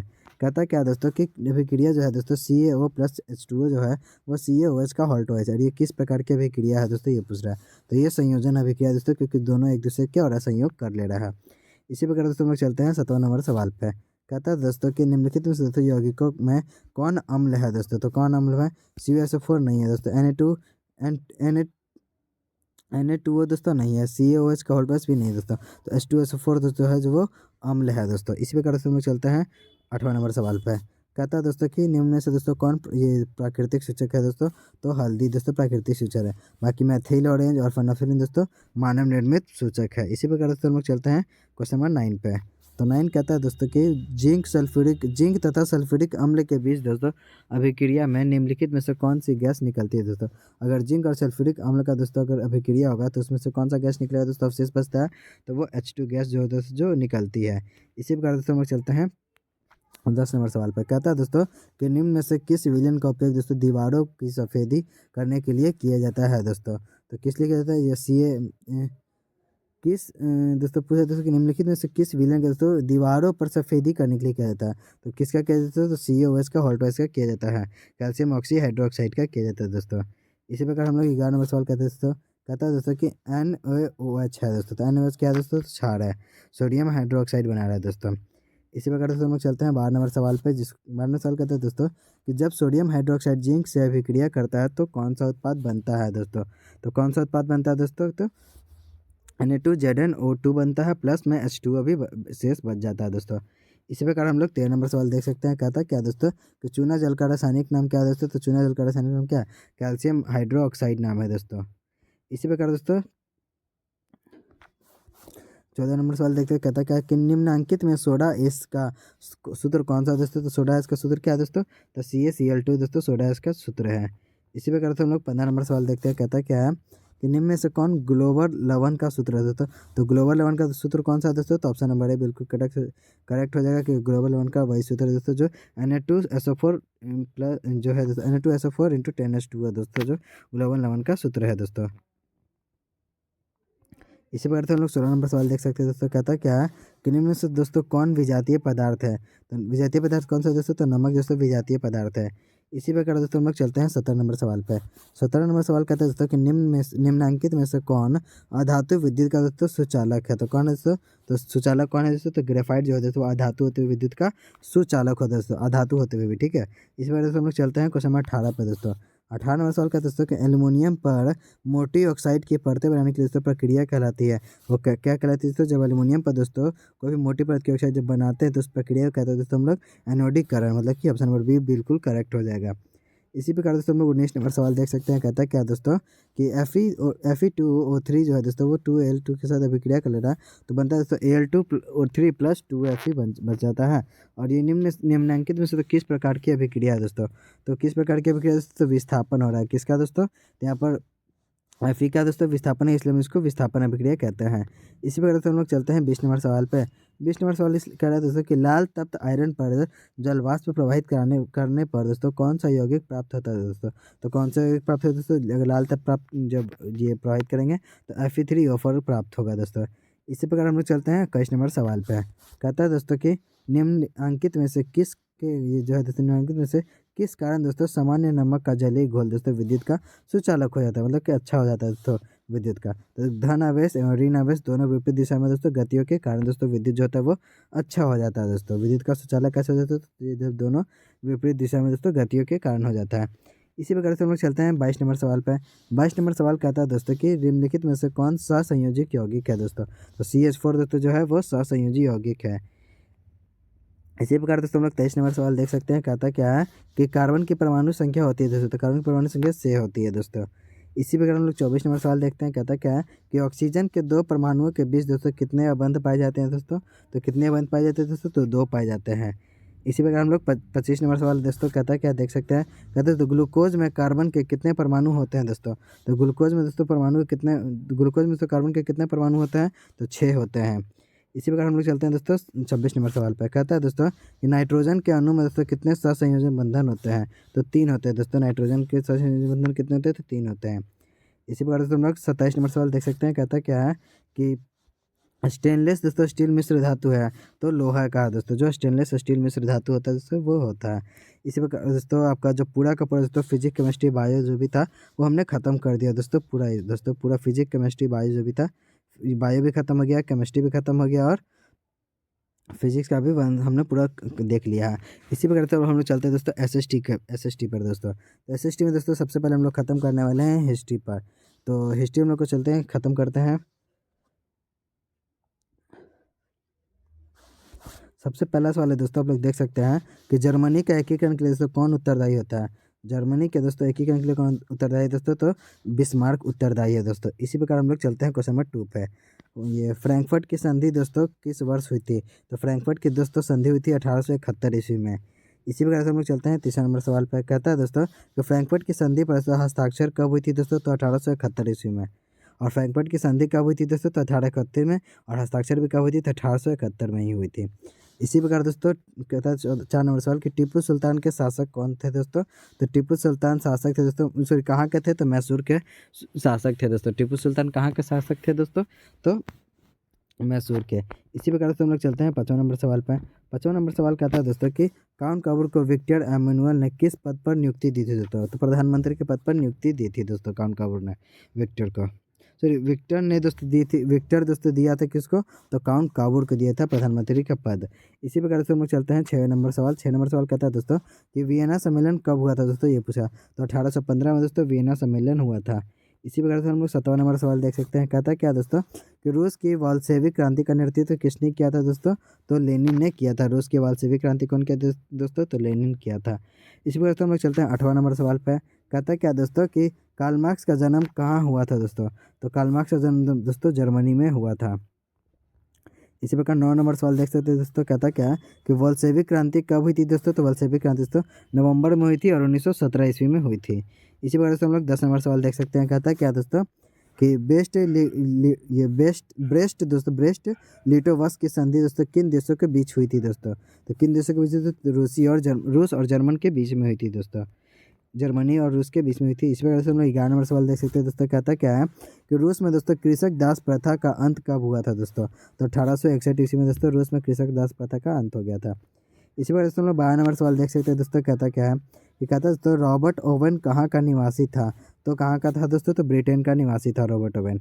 इसी प्रकार दोस्तों हम लोग 13 नंबर सवाल देख सकते हैं। कहता क्या है, कहता है दोस्तों कि अंकोर वाट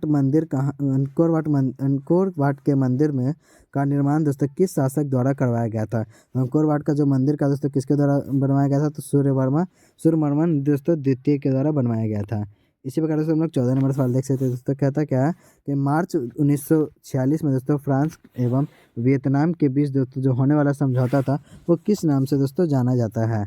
तो किस नाम से जाना जाता है दोस्तों? तो यहाँ पर तेतीन से भी नहीं, कैटिन से भी नहीं, नहीं होचिमिन से। मतलब ऑप्शन नंबर डी बिल्कुल करेक्ट हो जाएगा दोस्तों, इनमें से कोई नहीं। और ये आपको दोस्तों कमेंट में बताना है दोस्तों कि दोस्तों जो मार्च 1946 में दोस्तों जो हुआ था फ्रांस और वियतनाम के बीच में जो समझौता वो किस नाम से जाना जाता है? जो करेक्ट बताएगा दोस्तों उसको मैं ज़रूर लाइक बताऊंगा और उसको कमेंट में भी दोस्तों। और इसका आंसर दोस्तों मैं 10 मिनट के बाद दूंगा कमेंट में आंसर। इसी प्रकार दोस्तों हम लोग चलते हैं 15 नंबर सवाल पर। कहता है दोस्तों कि उत्तरी एवं दक्षिणी वियतनाम का एकीकरण कब हुआ था? तो कब हुआ था दोस्तों? तो 1975 में हुआ था दोस्तों उत्तरी एवं दक्षिणी वियतनाम का एकीकरण। इसी प्रकार से हम लोग 16 नंबर सवाल देख सकते हैं दोस्तों। कहता क्या है, कहता है सिंगापुर कब आज़ाद हुआ था दोस्तों? तो सिंगापुर कब आज़ाद हुआ था दोस्तों? तो 1965 ईस्वी में हुआ था। इसी प्रकार दोस्तों कहता क्या 17 नंबर सवाल, अखिल भारतीय ट्रेड यूनियन कांग्रेस की स्थापना कब हुई थी दोस्तों? तो अखिल भारतीय यूनियन की ट्रेड की स्थापना कब हुई थी दोस्तों? तो 1920 में हुई थी।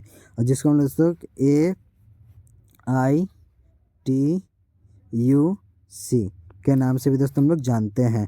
ए से दोस्तों अखिल, आई से दोस्तों इंडियन, टी से ट्रेड, यू से यूनियन, सी से कांग्रेस। इसी प्रकार से हम लोग चलते हैं 18 नंबर सवाल पर।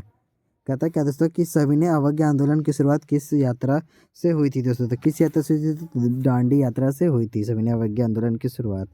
इसी प्रकार से हम लोग 19 नंबर सवाल पर चलते हैं। कहता क्या दोस्तों कि भारतीय राष्ट्रीय कांग्रेस की स्थापना कब हुई थी? तो कब हुई थी दोस्तों? तो 1885 ईस्वी में हुई थी। इसी प्रकार 20 नंबर सवाल देख सकते हैं दोस्तों। कहता क्या है कि राष्ट्रीय स्वयंसेवक संघ की स्थापना कब और किसने की थी दोस्तों? तो 1925 में और केवी हेडगेवार के द्वारा हुई थी। इसी प्रकार दोस्तों हम लोग 21 नंबर सवाल भी देख सकते हैं। कहता क्या जलियांवाला बाग हत्याकांड कब हुआ था दोस्तों? तो 13 अप्रैल 1919 ईस्वी को जलियांवाला बाग हत्याकांड हुआ था। इसी प्रकार दोस्तों हम लोग 22 नंबर सवाल देख सकते हैं। कहता क्या है? कहता है दोस्तों सेफ्टी लैम्प का आविष्कार किसने किया था? किसने किया था दोस्तों? तो हम्फ्री डेवी ने किया था। हम्फ्री डेवी जो है दोस्तों उसने सेफ्टी लैम्प का आविष्कार किया था। इसी प्रकार से हम लोग 23 नंबर सवाल देख सकते हैं। कहता क्या है कि टाटा आयरन एवं स्टील कंपनी की शुरुआत की गई है दोस्तों। तो कब की गई थी दोस्तों? 1907 ईस्वी में की गई थी। इसी प्रकार से हम लोग 24 नंबर सवाल देख सकते हैं। कहता क्या है? कहता दोस्तों बोनस भुगतान अधिकतम किस पंचवर्षीय योजना के दौरान बना था दोस्तों? तो तृतीय पंचवर्षीय योजना के दौरान बना था। इसी प्रकार से हम लोग 25 नंबर सवाल कहता है दोस्तों कि बिहार का सबसे बड़ा नगर कौन है दोस्तों? तो बिहार का सबसे बड़ा कौन सा है दोस्तों? तो पटना सबसे बड़ा नगर कौन सा दोस्तों? तो पटना है। इसी प्रकार से हम लोग चलते हैं 26 नंबर सवाल पे। 26 नंबर सवाल कहता है दोस्तों कि महात्मा बुद्ध को ज्ञान की प्राप्ति कहाँ हुई थी दोस्तों? तो महात्मा बुद्ध को ज्ञान की प्राप्ति बोध गया में हुई थी। इसी प्रकार से तुम लोग 27 नंबर सवाल देख सकते हैं। कहता है क्या दोस्तों सासाराम नगर का विकास कब हुआ था दोस्तों? सासाराम नगर का विकास कब हुआ था दोस्तों? तो मध्य युग में हुआ था। इसी प्रकार से हम लोग मध्य युग आपको मैं एक डिटेल में यहाँ पे मैं बता देता हूँ दोस्तों कि सबसे पहले दोस्तों प्राचीन युग जो जीरो वर्ष से लेकर के दोस्तों 750 वर्ष तक हुआ था। और मध्य युग दोस्तों 750 से लेकर के 1750 को कहते हैं। और आधुनिक युग दोस्तों 1750 से लेकर के अभी तक में जितने भी चल रहे हैं दोस्तों, अभी आने वाले जो भी दिन है दोस्तों वो अभी तक आधुनिक युग चल रहा है। और इसी प्रकार दोस्तों हम लोग चलते हैं 28 नंबर सवाल पर। 28 नंबर सवाल कहते हैं दोस्तों कि विश्वव्यापी आर्थिक मंदी मंदी मतलब संकट किस वर्ष आरंभ हुई थी दोस्तों? तो 1929 ईस्वी में आर्थिक मंदी दोस्तों जो हो गई थी। इसी प्रकार से 29 नंबर सवाल देखते हैं। कहता क्या दोस्तों 29 नंबर सवाल कि एशिया और यूरोप के बीच में कौन सा प्राचीन स्थल व्यापारिक मार्ग था दोस्तों? तो एशिया और यूरोप के बीच में कौन सा प्राचीन मार्ग था दोस्तों? तो रेशम मार्ग था। इसी प्रकार से हम लोग 30 नंबर सवाल देखते हैं। कहता क्या कि विश्व व्यापार संगठन की स्थापना किस वर्ष हुई थी दोस्तों? तो 1995 को हुई थी। इसी प्रकार से हम लोग 31 नंबर सवाल देख सकते हैं। कहता क्या है? कहता दोस्तों भूमंडलीकरण की शुरुआत किस दशक में हुई थी दोस्तों? तो भूमंडलीकरण की शुरुआत दोस्तों 1990 के दशक में हुई थी। इसी प्रकार से हम लोग 32 नंबर सवाल देख सकते हैं। कहता क्या है कि किसने कहा था दोस्तों कि मुद्रण ईश्वर की दी हुई महानतम देन है और सबसे बड़ा तोहफा भी है दोस्तों? किसने कहा था ये पूछा? तो मार्टिन लूथर ने कहा था दोस्तों। मार्टिन लूथर ने कहा था। इसी प्रकार से हम लोग 33 नंबर सवाल देख सकते हैं दोस्तों। कहता क्या है? विश्व में दोस्तों सर्वप्रथम मुद्रण की शुरुआत कहाँ हुई थी दोस्तों? तो चीन में हुआ था सबसे पहले इसका शुरुआत। मुद्रण का आविष्कार कहाँ हुआ दोस्तों? 34 नंबर सवाल कहते हैं दोस्तों कि मुद्रण का आविष्कार कहाँ हुआ दोस्तों? तो चीन में ही हुआ था सबसे पहले। और कहाँ हुआ दोस्तों? तब भी चीन में ही। इसी प्रकार दोस्तों 35 नंबर सवाल कहता है दोस्तों कि 95 थीसिस किसने लिखी थी दोस्तों? तो मार्टिन लूथर ने लिखी थी दोस्तों। 95 थीसिस किसने लिखा था दोस्तों? तो मार्टिन लूथर ने लिखा था।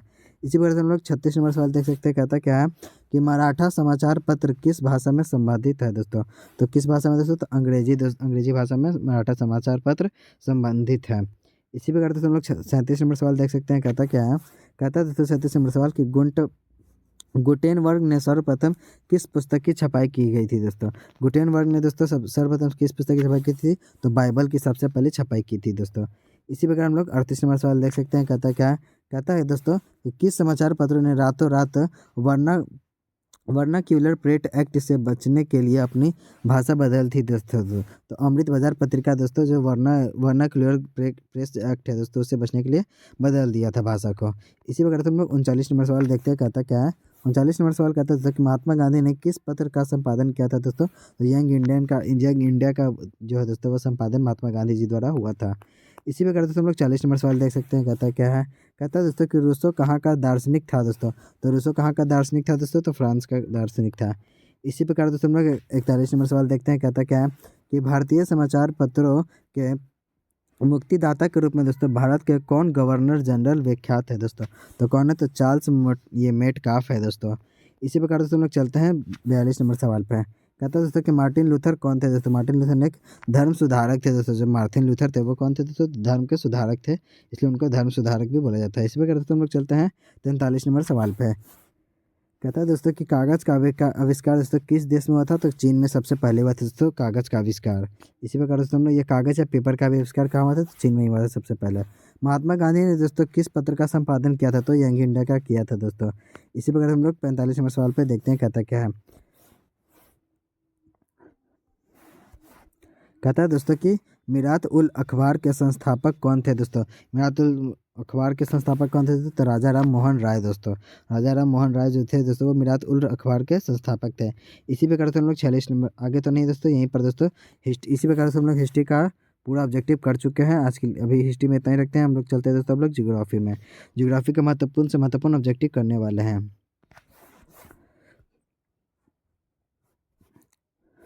तो ज्योग्राफी का दोस्तों जितना ही महत्वपूर्ण से महत्वपूर्ण ऑब्जेक्टिव हम लोग देखने वाले हैं पूरा बुक से दोस्तों।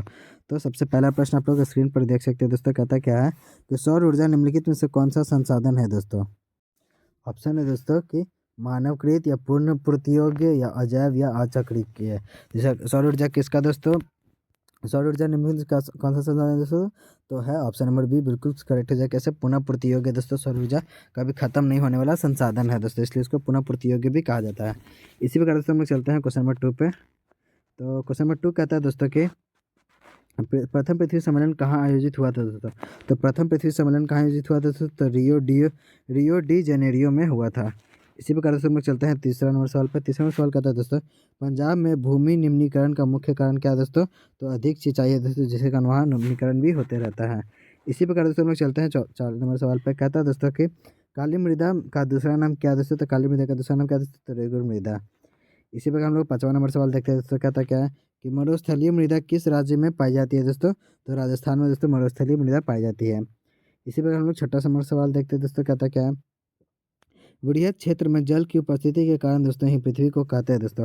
तो वृहद क्षेत्र में तो जल की उपस्थिति के कारण क्या कहते हैं दोस्तों, तो नीला ग्रह भी पृथ्वी को कहा जाता है। इसी प्रकार हम लोग 7वां नंबर सवाल देखते हैं दोस्तों, कहता क्या, कहता है दोस्तों 7वां सवाल देश में सर्वाधिक वर्षा कहाँ होती है दोस्तों। तो देश में सबसे अधिक वर्षा कहाँ होती है दोस्तों, तो मासिम राम में होती है। इसी प्रकार हम लोग 8वां नंबर सवाल देखते हैं, कहता क्या है, कहता है दोस्तों कि देश के बांधों को किसने भारत का मंदिर भी कहा है दोस्तों, तो पंडित नेहरू ने कहा था। पंडित जवाहरलाल नेहरू है दोस्तों वो भारत का मंदिर भी कहा था दोस्तों किसको, तो देश के बांधों को दोस्तों भारत का मंदिर भी कहा था। इसी प्रकार हम लोग 9 नंबर सवाल पर देखते हैं दोस्तों, कहता क्या है, कहता है दोस्तों कि निम्न राज्यों में किसमें सर्वाधिक वन क्षेत्र हैं दोस्तों। तो निम्न से दोस्तों किसमें सबसे अधिक क्षेत्र वन में, तो मध्य प्रदेश में दोस्तों सबसे ज़्यादा वन मौजूद हैं। इसी प्रकार दोस्तों हम लोग चलते हैं 10वां नंबर सवाल पर। कहता है दोस्तों सुंदर वन है, सुंदर वन दोस्तों कहाँ है, तो पश्चिम बंगाल में है। इसी प्रकार दोस्तों हम लोग चलते हैं क्वेश्चन नंबर 11 पे। 11 नंबर सवाल कहता है दोस्तों भारत का सबसे बड़ा लौह अयस्क उत्पादक कौन सा राज्य है दोस्तों, तो कौन सा दोस्तों, तो ओडिशा दोस्तों भारत का सबसे बड़ा लौह अयस्क उत्पादक राज्य है। इसी प्रकार हम लोग दोस्तों 12 नंबर सवाल देखते हैं, कहता क्या है, कहता है दोस्तों किस खनिज को उद्योगों की जननी भी कहा जाता है, तो लोहा को दोस्तों उद्योगों का जननी भी कहा जाता है। इसी पर हम लोग 13 नंबर सवाल देखते हैं दोस्तों, कहता क्या है, कहता है दोस्तों भारत का प्रथम तेल शोधक कारखाना स्थित है। तो भारत का दोस्तों सबसे जो प्रथम तेल शोधक कारखाना है वो कहाँ है, डिगबोई में है। इसी बार दोस्तों हम लोग 14 नंबर सवाल देखते हैं, कहता क्या है, कहता है दोस्तों कि सर्वप्रथम कोयला का प्रकार कौन सा है दोस्तों, तो एंथ्रासाइड है दोस्तों, जो सबसे पहला सबसे अच्छा सर्वोत्तम कोयला मतलब 1 नंबर कोयला है दोस्तों एंथ्रासाइड। इसी प्रकार हम लोग चलते हैं दोस्तों 15 नंबर सवाल। 15 नंबर सवाल का दोस्तों कि भारत में किस स्थान पर पहला परमाणु ऊर्जा केंद्र स्थापित किया गया दोस्तों। तो पहला परमाणु ऊर्जा जो है दोस्तों वो कहाँ स्थापित किया गया था, तो तारापुर में। तारापुर ऑप्शन नंबर डी में से बिल्कुल करेक्ट हो जाएगा। इसी प्रकार दोस्तों हम लोग चलते हैं क्वेश्चन नंबर 16 में। 16 में कहते हैं दोस्तों कि निम्न में से कौन सा खरीफ की फसल है दोस्तों। तो खरीफ फसल कौन सा होता है दोस्तों, तो धान एक खरीफ फसल है। इसी प्रकार से हम लोग चलते हैं 17 नंबर सवाल पे। 17 नंबर सवाल कहता है दोस्तों कि सोपानी कृषि किस राज्य में प्रचलित है, तो उत्तराखंड में दोस्तों अधिक प्रचलित है सोपानी कृषि। इसी प्रकार से हम लोग 18 नंबर सवाल देख सकते हैं, कहता क्या, कहता है दोस्तों कि राउरकेला लौह इस्पात उद्योग कहाँ है, तो राउरकेला उद्योग लौह इस्पात दोस्तों उड़ीसा में है। इसी प्रकार हम लोग 19 नंबर सवाल देख सकते हैं दोस्तों, कहता क्या है, कहता है दोस्तों निम्न में से कौन छोटे पैमाने का उद्योग है दोस्तों। तो कौन सा है दोस्तों, तो खिलौना उद्योग सबसे छोटे पैमाने पर का उद्योग है। इसी प्रकार दोस्तों हम लोग चलते हैं 20 नंबर सवाल पर। कहता है दोस्तों कि निम्न में से कौन उपभोक्ता उद्योग है दोस्तों। उपभोक्ता उद्योग कौन सा है दोस्तों, तो चीनी उद्योग दोस्तों जो उपभोक्ता उद्योग कहलाता है। इसी प्रकार हम लोग चलते हैं 21 नंबर सवाल पर। कहता है दोस्तों कि सीमेंट उद्योग उद्योग का कच्चा माल क्या है दोस्तों? तो सीमेंट उद्योग का कच्चा माल क्या है दोस्तों? तो चूना पत्थर है। इसी प्रकार हम लोग चलते हैं क्वेश्चन नंबर 22 पे। कहता है दोस्तों कि Tata iron and steel company की स्थापना की गई थी। टाटा ने स्टील जो है दोस्तों उसकी स्थापना कब की थी? तो 1907 ईस्वी में की गई थी। इसी प्रकार से हम लोग चलते हैं 23 नंबर सवाल पे। कहता है दोस्तों कि निम्नलिखित में से कौन उद्योग कृषि पर आधारित नहीं है दोस्तों? कौन सा उद्योग कृषि पर आधारित नहीं है? तो सीमेंट उद्योग कृषि पर आधारित नहीं है। इसी वजह से हम लोग 24 नंबर सवाल देख सकते हैं। कहता है क्या? गंडक परियोजना है दोस्तों। तो गंडक परियोजना क्या है दोस्तों? वाल्मीकि नगर में उपस्थित है गंडक परियोजना। इसी वजह से हम लोग 25 नंबर सवाल देख सकते हैं। कहता क्या है?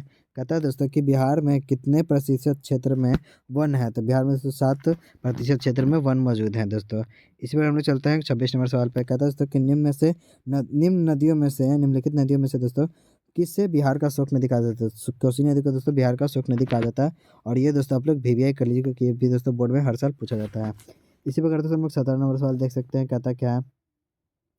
तो 17 नंबर सवाल कहते हैं दोस्तों कि संजय गांधी जैविक उद्यान उद्यान किस नगर में स्थित है दोस्तों? तो पटना में स्थित है। और इसी प्रकार दोस्तों हम लोग चलते हैं क्वेश्चन नंबर 28 पे। कहता है दोस्तों कि बिहार में कितने प्रतिशत भौगोलिक क्षेत्र में वन का फैलाव है? तो 7% पे दोस्तों। इसी प्रकार से हम लोग चलते हैं 29 नंबर सवाल पे। कांवर झील किस जिला में स्थित है दोस्तों? तो कांवर झील जो है दोस्तों वो बेगूसराय जिला में स्थित है। इसी प्रकार से हम लोग चलते हैं 23 नंबर सवाल पे। कहता है दोस्तों कि कहलगांव ये तापीय विद्युत परियोजना है दोस्तों। तो कहाँ है दोस्तों? तो भागलपुर जिला में स्थित है कहलगांव तापीय विद्युत परियोजना। इसी प्रकार दोस्तों हम लोग चलते हैं 31 नंबर सवाल पे। कहता है दोस्तों कि बिहार में रज्जू मार्ग कहाँ है दोस्तों? तो बिहार में रज्जू मार्ग कहाँ है दोस्तों? तो राजगीर में स्थित है। इसी प्रकार दोस्तों हम लोग चलते हैं 32 नंबर सवाल पे। कहता है दोस्तों कि रेल वर्कशॉप स्थित है दोस्तों। रेल वर्कशॉप कहाँ स्थित है दोस्तों? तो जमालपुर में स्थित है दोस्तों। इसी प्रकार हम लोग चलते हैं 34 नंबर सवाल पे। कहता है दोस्तों कि तलछी की सहायता से किसी स्थान विशेष की मापी गई ऊंचाई को क्या कहा जाता है दोस्तों? कि मतलब तल सीमा से दोस्तों जो है उसकी सहायता से जो नापते हैं किसी स्थान का विशेष की मापी गई ऊंचाई है दोस्तों उसको क्या कहा जाता है दोस्तों? तथा स्थानिक ऊंचाई कहा जाता है। इसी प्रकार हम चलते हैं 34 नंबर सवाल पर। कहता है दोस्तों कि मानचित्र में जो नीले रंग द्वारा किस भाग को दर्शाया जाता है दोस्तों? तो जल को नीले भाग के द्वारा दर्शाया जाता है। इसी प्रकार दोस्तों हम लोग ज्योग्राफी का जितना भी ऑब्जेक्टिव पूछा गया था आपदा से लेकर के दोस्तों जो भी ज्योग्राफी का बुक था उससे लेकर के आपदा में भी जितने भी ऑब्जेक्टिव बन सकते थे वो सारा खत्म हुआ। इसी प्रकार दोस्तों हम लोग चलते हैं अब इकोनॉमिक्स पे। तो इकोनॉमिक्स में चलते हैं दोस्तों। कहता क्या है? सबसे पहला प्रश्न आप लोग देख सकते हैं स्क्रीन पर। कहता क्या है? कहता है दोस्तों कि भारत में योजना आयोग का गठन कब किया गया था? तो भारत में दोस्तों योजना आयोग का गठन कब किया गया था? तो 15 मार्च 1950 ईस्वी को किया गया था। इसी प्रकार दोस्तों हम लोग चलते हैं दूसरे नंबर सवाल पे। कहता है दोस्तों कि भारत में आर्थिक व्यवस्था कैसी है दोस्तों? तो मिश्रित है। भारत की आर्थिक व्यवस्था कैसी है दोस्तों? तो मिश्रित है। इसी प्रकार तीसरा नंबर सवाल देख सकते हैं दोस्तों। कहता क्या है? निम्नलिखित में कौन बीमारू राज्य है दोस्तों? तो बीमारू जो कौन सा है दोस्तों? इसमें तो फिलहाल बिहार है बट बीमारू राज्य कौन कौन से होते हैं दोस्तों? तो बी से बिहार, बी ए से दोस्तों बिहार हो जाता है, एम से मध्य प्रदेश और ए से ए आर से दोस्तों अरुणाचल प्रदेश और यू से आप लोग को बताना दोस्तों कमेंट में कि यू से कौन सा होता है दोस्तों।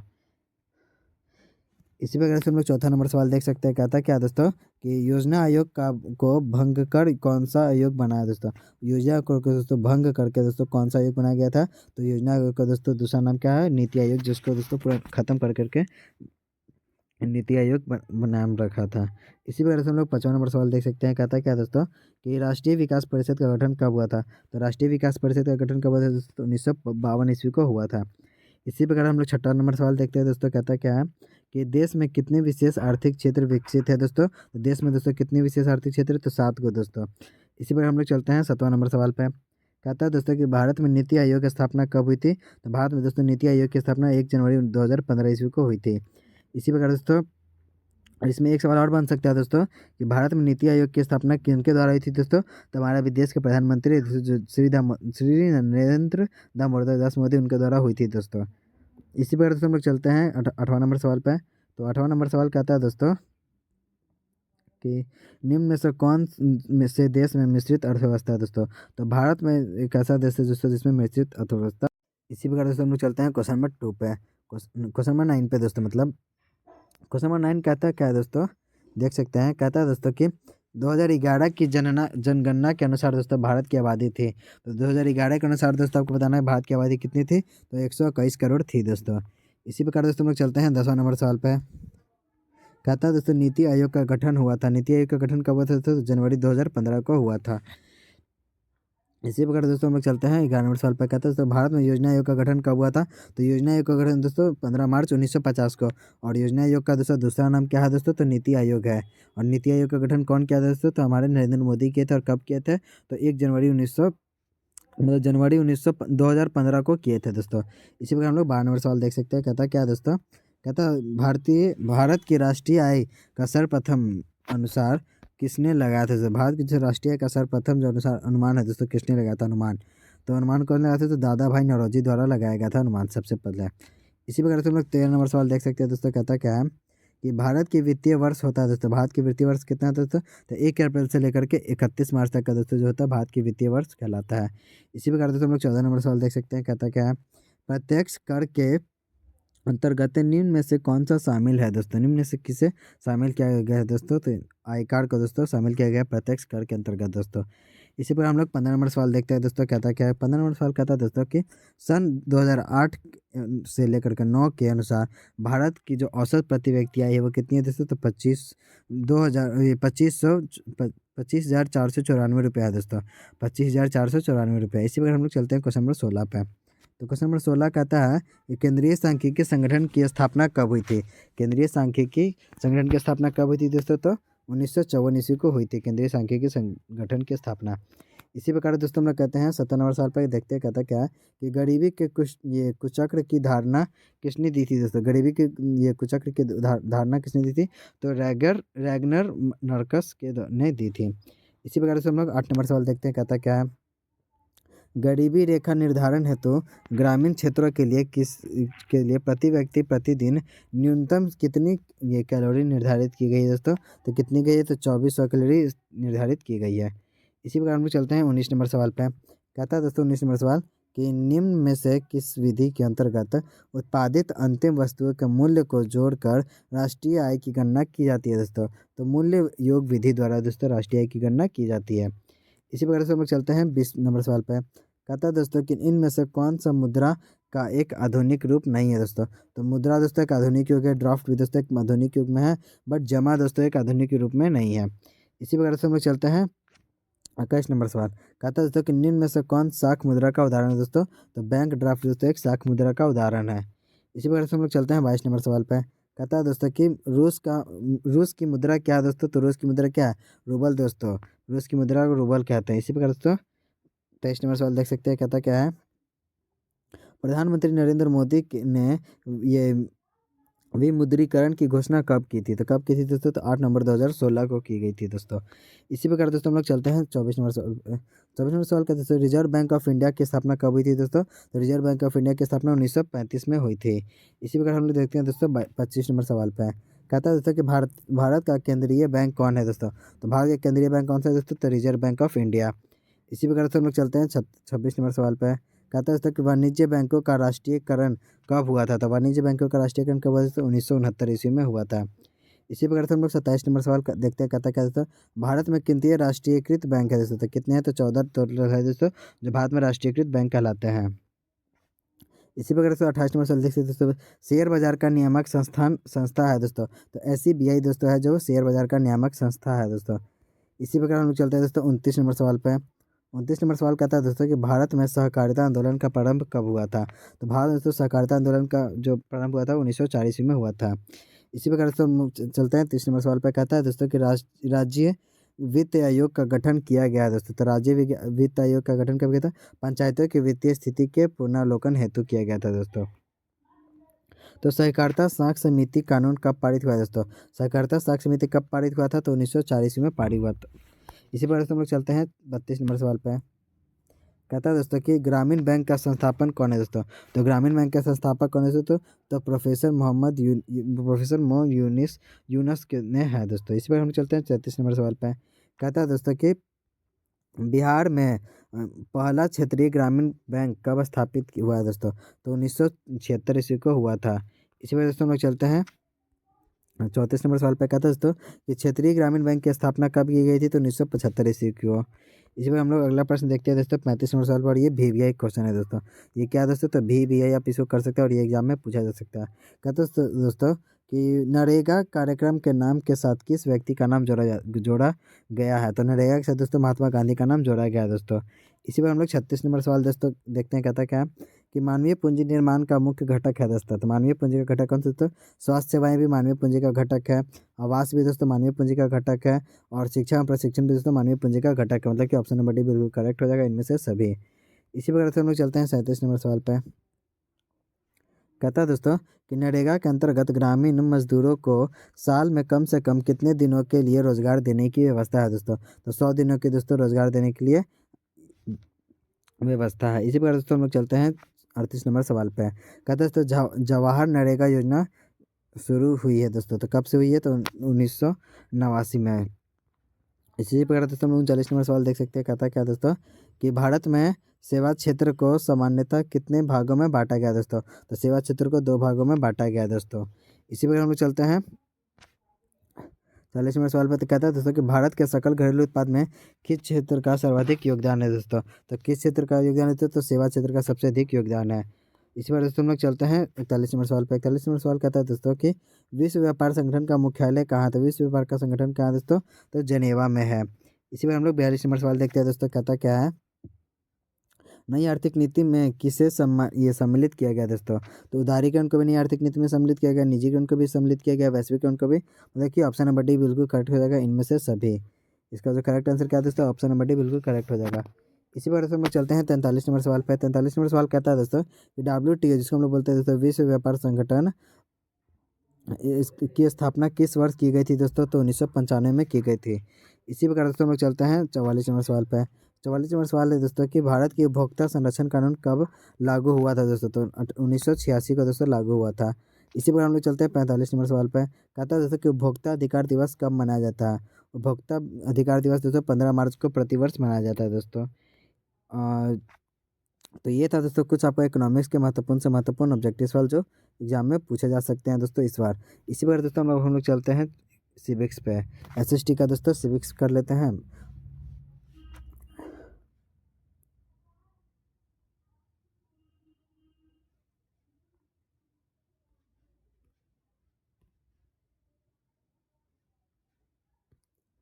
हाँ, तो क्षेत्रीय का भावना का एक कुरूप परिणाम है दोस्तों। सबसे पहले सुन रहे हैं दोस्तों कि क्षेत्रवाद की भावना का एक कुरूप परिणाम है।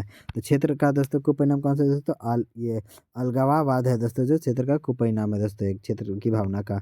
इसी वजह से हम लोग चलते हैं क्वेश्चन नंबर 2 पे। कहते हैं दोस्तों कि भारत में कहाँ महिलाओं के लिए आरक्षण की व्यवस्था है दोस्तों? तो भारत में दोस्तों कहाँ महिलाओं के लिए आरक्षण की व्यवस्था है दोस्तों? तो पंचायती राज व्यवस्था में दोस्तों। इसी प्रकार हम लोग चलते हैं तीसरे नंबर सवाल पर। कहता है दोस्तों कि निम्नलिखित व्यक्तियों में लोकतंत्र के रंग भेद भेद के विरोधी नहीं थे। तो रंग भेद के विरोधी कौन नहीं थे दोस्तों? तो जेड गुड्डी दोस्तों जो थे वो रंग भेदभाव के विरोधी नहीं थे। इसी वजह से हम लोग चलते हैं चौथा नंबर सवाल पे। कहता है दोस्तों कि राष्ट्रवादियों और UK सरकार के बीच कब समझौता हुआ था? तो कब हुआ था? तो 1995 में हुआ था, राष्ट्रवादी और UK के बीच में दोस्तों। इसी वजह हम लोग दोस्तों 55 नंबर सवाल देखते हैं दोस्तों, कहता है क्या कि निम्न में से किसने कहा कि धर्म को कभी भी राजनीतिक से अलग नहीं किया जा सकता दोस्तों? तो किसने कहा दोस्तों? तो महात्मा गांधी जी ने कहा था कि धर्म को कभी भी राजनीतिक से अलग नहीं किया जा सकता। इसी वजह से हम लोग चलते हैं 36 नंबर सवाल पर। कहता है दोस्तों कि भारत में महिलाओं के लिए 50% आरक्षण की व्यवस्था निम्नलिखित में से किस संस्था में की गई है दोस्तों? तो पंचायती राज व्यवस्था में की गई है। इसी प्रकार से हम लोग चलते हैं 7वां नंबर सवाल पर। कहता है दोस्तों कि ग्राम पंचायत का कार्यालय कितने वर्षों का होता है दोस्तों? तो ग्राम पंचायत का कार्यालय दोस्तों 5 वर्षों का होता है। इसी प्रकार से हम लोग चलते हैं 8वां नंबर सवाल पे। कहता है दोस्तों कि झारखंड राज्य का गठन कब हुआ था? तो झारखंड राज्य का जो गठन हुआ था दोस्तों, झारखंड राज्य का गठन कब हुआ था? तो 15 मार्च 2000 ईस्वी को हुआ था। इसी पर हम लोग चलते हैं 9वां नंबर सवाल पे। कहता है दोस्तों कि भारत में किस प्रकार की शासन प्रणाली है? तो भारत में एक संघीय और एक संसदीय शासन प्रणाली है। इसी प्रकार से हम लोग चलते हैं 10 नंबर सवाल पे। कहता है दोस्तों कि ग्राम कचहरी का प्रधान कौन होता है? तो ग्राम कचहरी का दोस्तों प्रधान होता है सरपंच लोग। इसी प्रकार दोस्तों हम लोग चलते हैं 11 नंबर सवाल पे। सिविक्स का 11 नंबर सवाल देख सकते हैं दोस्तों, कहता क्या है? कहता है दोस्तों कि भारत में किस राज्य में सर्वप्रथम पंचायती राज्य की शुरुआत हुई थी दोस्तों? किस राज्य से शुरुआत हुई? तो राजस्थान से दोस्तों। भारत के राजस्थान राज्य से दोस्तों पंचायती राज्य का शुरुआत किया था गया था। इसी प्रकार से हम लोग चलते हैं 12 नंबर सवाल पे। तो 12 नंबर सवाल कहता है दोस्तों कि निम्न में से कौन केंद्रीय शासित शासित प्रदेश है दोस्तों। तो चंडीगढ़ दोस्तों, इन चारों ऑप्शन में से चंडीगढ़ है जो केंद्र शासित प्रदेश है। इसी प्रकार से हम लोग चलते हैं 14 नंबर सवाल पे। कहता है दोस्तों कि संघ सरकार का उदाहरण है दोस्तों। सरकार का उदाहरण कौन है दोस्तों। तो अमेरिका जीता जाता है उदाहरण है दोस्तों संघ सरकार का। इसी प्रकार दोस्तों हम लोग चलते हैं 15 नंबर सवाल पे। 15 नंबर सवाल कहते हैं दोस्तों कि संघ राज्य की व्यवस्था नहीं है। संघ राज्य की विशेषता नहीं है दोस्तों। तो कौन सा है दोस्तों। तो एक हरी शासन व्यवस्था जो है दोस्तों वो संघ राज्य की व्यवस्था नहीं है। इसी प्रकार व्यवस्था विशेषता। इसी प्रकार से हम लोग चलते हैं क्वेश्चन नंबर 16 पे। कहता है दोस्तों कि दल बदल कानून निम्नलिखित में किस पर लागू होता है। तो दल बदल कानून किस पर लागू होता है दोस्तों? सांसदों और विधायकों पर। इसी प्रकार से हम लोग चलते हैं क्वेश्चन नंबर 17 पे। 17 नंबर सवाल कहता है दोस्तों कि लोकतंत्र का प्राण किसे कहा जाता है दोस्तों। तो लोकतंत्र का प्राण किसे कहा जाता है। तो राजनीतिक दल को कहा जाता है। इसी प्रकार से हम लोग चलते हैं क्वेश्चन नंबर 18 पे। कहता है दोस्तों कि निम्नलिखित में से कौन राष्ट्रीय दल नहीं है। तो राष्ट्रीय दल कौन सा दोस्तों। राष्ट्रीय जनता दल दोस्तों। राष्ट्रीय दल नहीं है दोस्तों, वो पूछा था। राष्ट्रीय जनता दल राष्ट्रीय दल नहीं है। इसी प्रकार से हम लोग चलते हैं क्वेश्चन नंबर 19 पे। कहते हैं दोस्तों सूचना का अधिकार संबंधी कानून कब लागू या पारित हुआ था दोस्तों। तो कब लागू या पारित हुआ था। तो 2005 में दोस्तों लागू या पारित हुआ था। इसी प्रकार 20 नंबर सवाल देख सकते हैं दोस्तों। कहता है क्या है कि गठबंधन की सरकार बनाने के लिए किस प्रकार की दलीय व्यवस्था की जरूरत है। तो किस प्रकार की दलीय व्यवस्था दोस्तों। तो बहुदलीय की जरूरत है। इसी प्रकार से हम लोग चलते हैं क्वेश्चन नंबर 21 पे। 21 कहता है दोस्तों कि भारतीय जनता पार्टी के प्रथम अध्यक्ष कौन थे। तो भारतीय जनता पार्टी के दोस्तों प्रथम अध्यक्ष अटल बिहारी वाजपेयी थे। इसी प्रकार से हम लोग 22 नंबर सवाल देख सकते हैं। कहता है क्या है। तो 22 नंबर सवाल कहता है दोस्तों कि भारत में राष्ट्रीय आपातकाल की घोषणा कब हुई थी। तो दोस्तों भारत में दोस्तों राष्ट्रीय आपातकाल की घोषणा 1975 में हुई थी। इसी प्रकार से हम लोग 23 नंबर सवाल देख सकते हैं दोस्तों। कहता है क्या। कहता है दोस्तों कि बांग्लादेश कब स्वतंत्र हुआ था दोस्तों। तो बांग्लादेश कब स्वतंत्र हुआ था। तो 1971 में स्वतंत्र हुआ था दोस्तों। इसी प्रकार से हम लोग चलते हैं 24 नंबर सवाल पर। कहता है दोस्तों बिहार में संपूर्ण क्रांति का नेतृत्व निम्नलिखित में से किसने किया था दोस्तों। तो जयप्रकाश नारायण जी ने किया था दोस्तों संपूर्ण क्रांति का नेतृत्व। इसी प्रकार से हम लोग चलते हैं 25 नंबर सवाल पर। कहते हैं दोस्तों भारत में 1977 के आम चुनाव लोकसभा चुनाव में किस पार्टी को बहुमत मिला था दोस्तों। तो किस पार्टी को मिला था। जनता पार्टी को मिला था 1977 में। इसी प्रकार दोस्तों हम लोग 26 नंबर सवाल देख सकते हैं। कहता क्या है। कहता है दोस्तों बोलीविया में जन संघर्ष का मुख्य कारण था। तो बोलीविया में जन संघर्ष का कारण क्या था दोस्तों। तो पानी की कमी में वृद्धि हो जाना दोस्तों। इसी प्रकार दोस्तों हम लोग चलते हैं क्वेश्चन नंबर 27 पे। कहता है दोस्तों कि राजनीतिक दलों की नींव सर्वप्रथम किस देश में पड़ी थी दोस्तों। तो ब्रिटेन में पड़ी थी।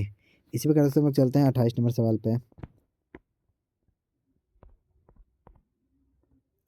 कहता है दोस्तों कि यूनाइटेड जनता पार्टी का गठन कब हुआ था। तो यूनाइटेड जनता पार्टी का गठन कब हुआ था दोस्तों। तो 2003 ईस्वी में हुआ था।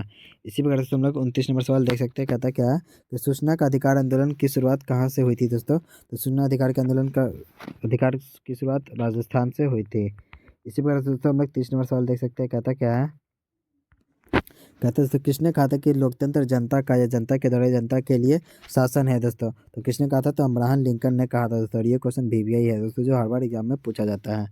इसी प्रकार से हम लोग चलते हैं 31 नंबर सवाल पे। कहता है दोस्तों कि लोकतंत्र की सफलता निर्भर करती है दोस्तों। किस पर करती है दोस्तों लोकतंत्र की सफलता। तो नागरिकों की विवेकपूर्ण सहभागिता पर। इसी प्रकार दोस्तों हम लोग चलते हैं 32 नंबर सवाल पे। कहता है दोस्तों कि भारत में किस तरह के लोकतंत्र की व्यवस्था है दोस्तों। भारत में किस प्रकार की लोकतंत्र की व्यवस्था है। तो अप्रत्यक्ष दोस्तों। इसी प्रकार से हम लोग चलते हैं 33 नंबर सवाल पर। कहता है दोस्तों कि भारत में लोकतंत्र की सफलता का क्या बाधा है दोस्तों। तो अशिक्षा दोस्तों सबसे बड़ा बाधा है दोस्तों। तो ये था दोस्तों कुछ SST का प्रश्न था दोस्तों। जो अभी तक हमने जितने भी SST महत्वपूर्ण से महत्वपूर्ण सवाल जो थे दोस्तों, जितने भी SST में महत्वपूर्ण से महत्वपूर्ण जो पूछ सकते थे दोस्तों, जैसे कि सिविक्स, इकोनॉमिक्स, जियोग्राफी और दोस्तों जियोग्राफी के बाद हिस्ट्री, ये सारा का सारा हम लोग दोस्तों ऑब्जेक्टिव कर लिया है। अब हम लोग दोस्तों चलते हैं हिंदी पे। और हिंदी से दोस्तों जो भी महत्वपूर्ण से महत्वपूर्ण सवाल बन सकते थे वो मैंने बनाया है। और आई होप कि आपको बहुत पसंद आएगा दोस्तों। तो चालू करते हैं।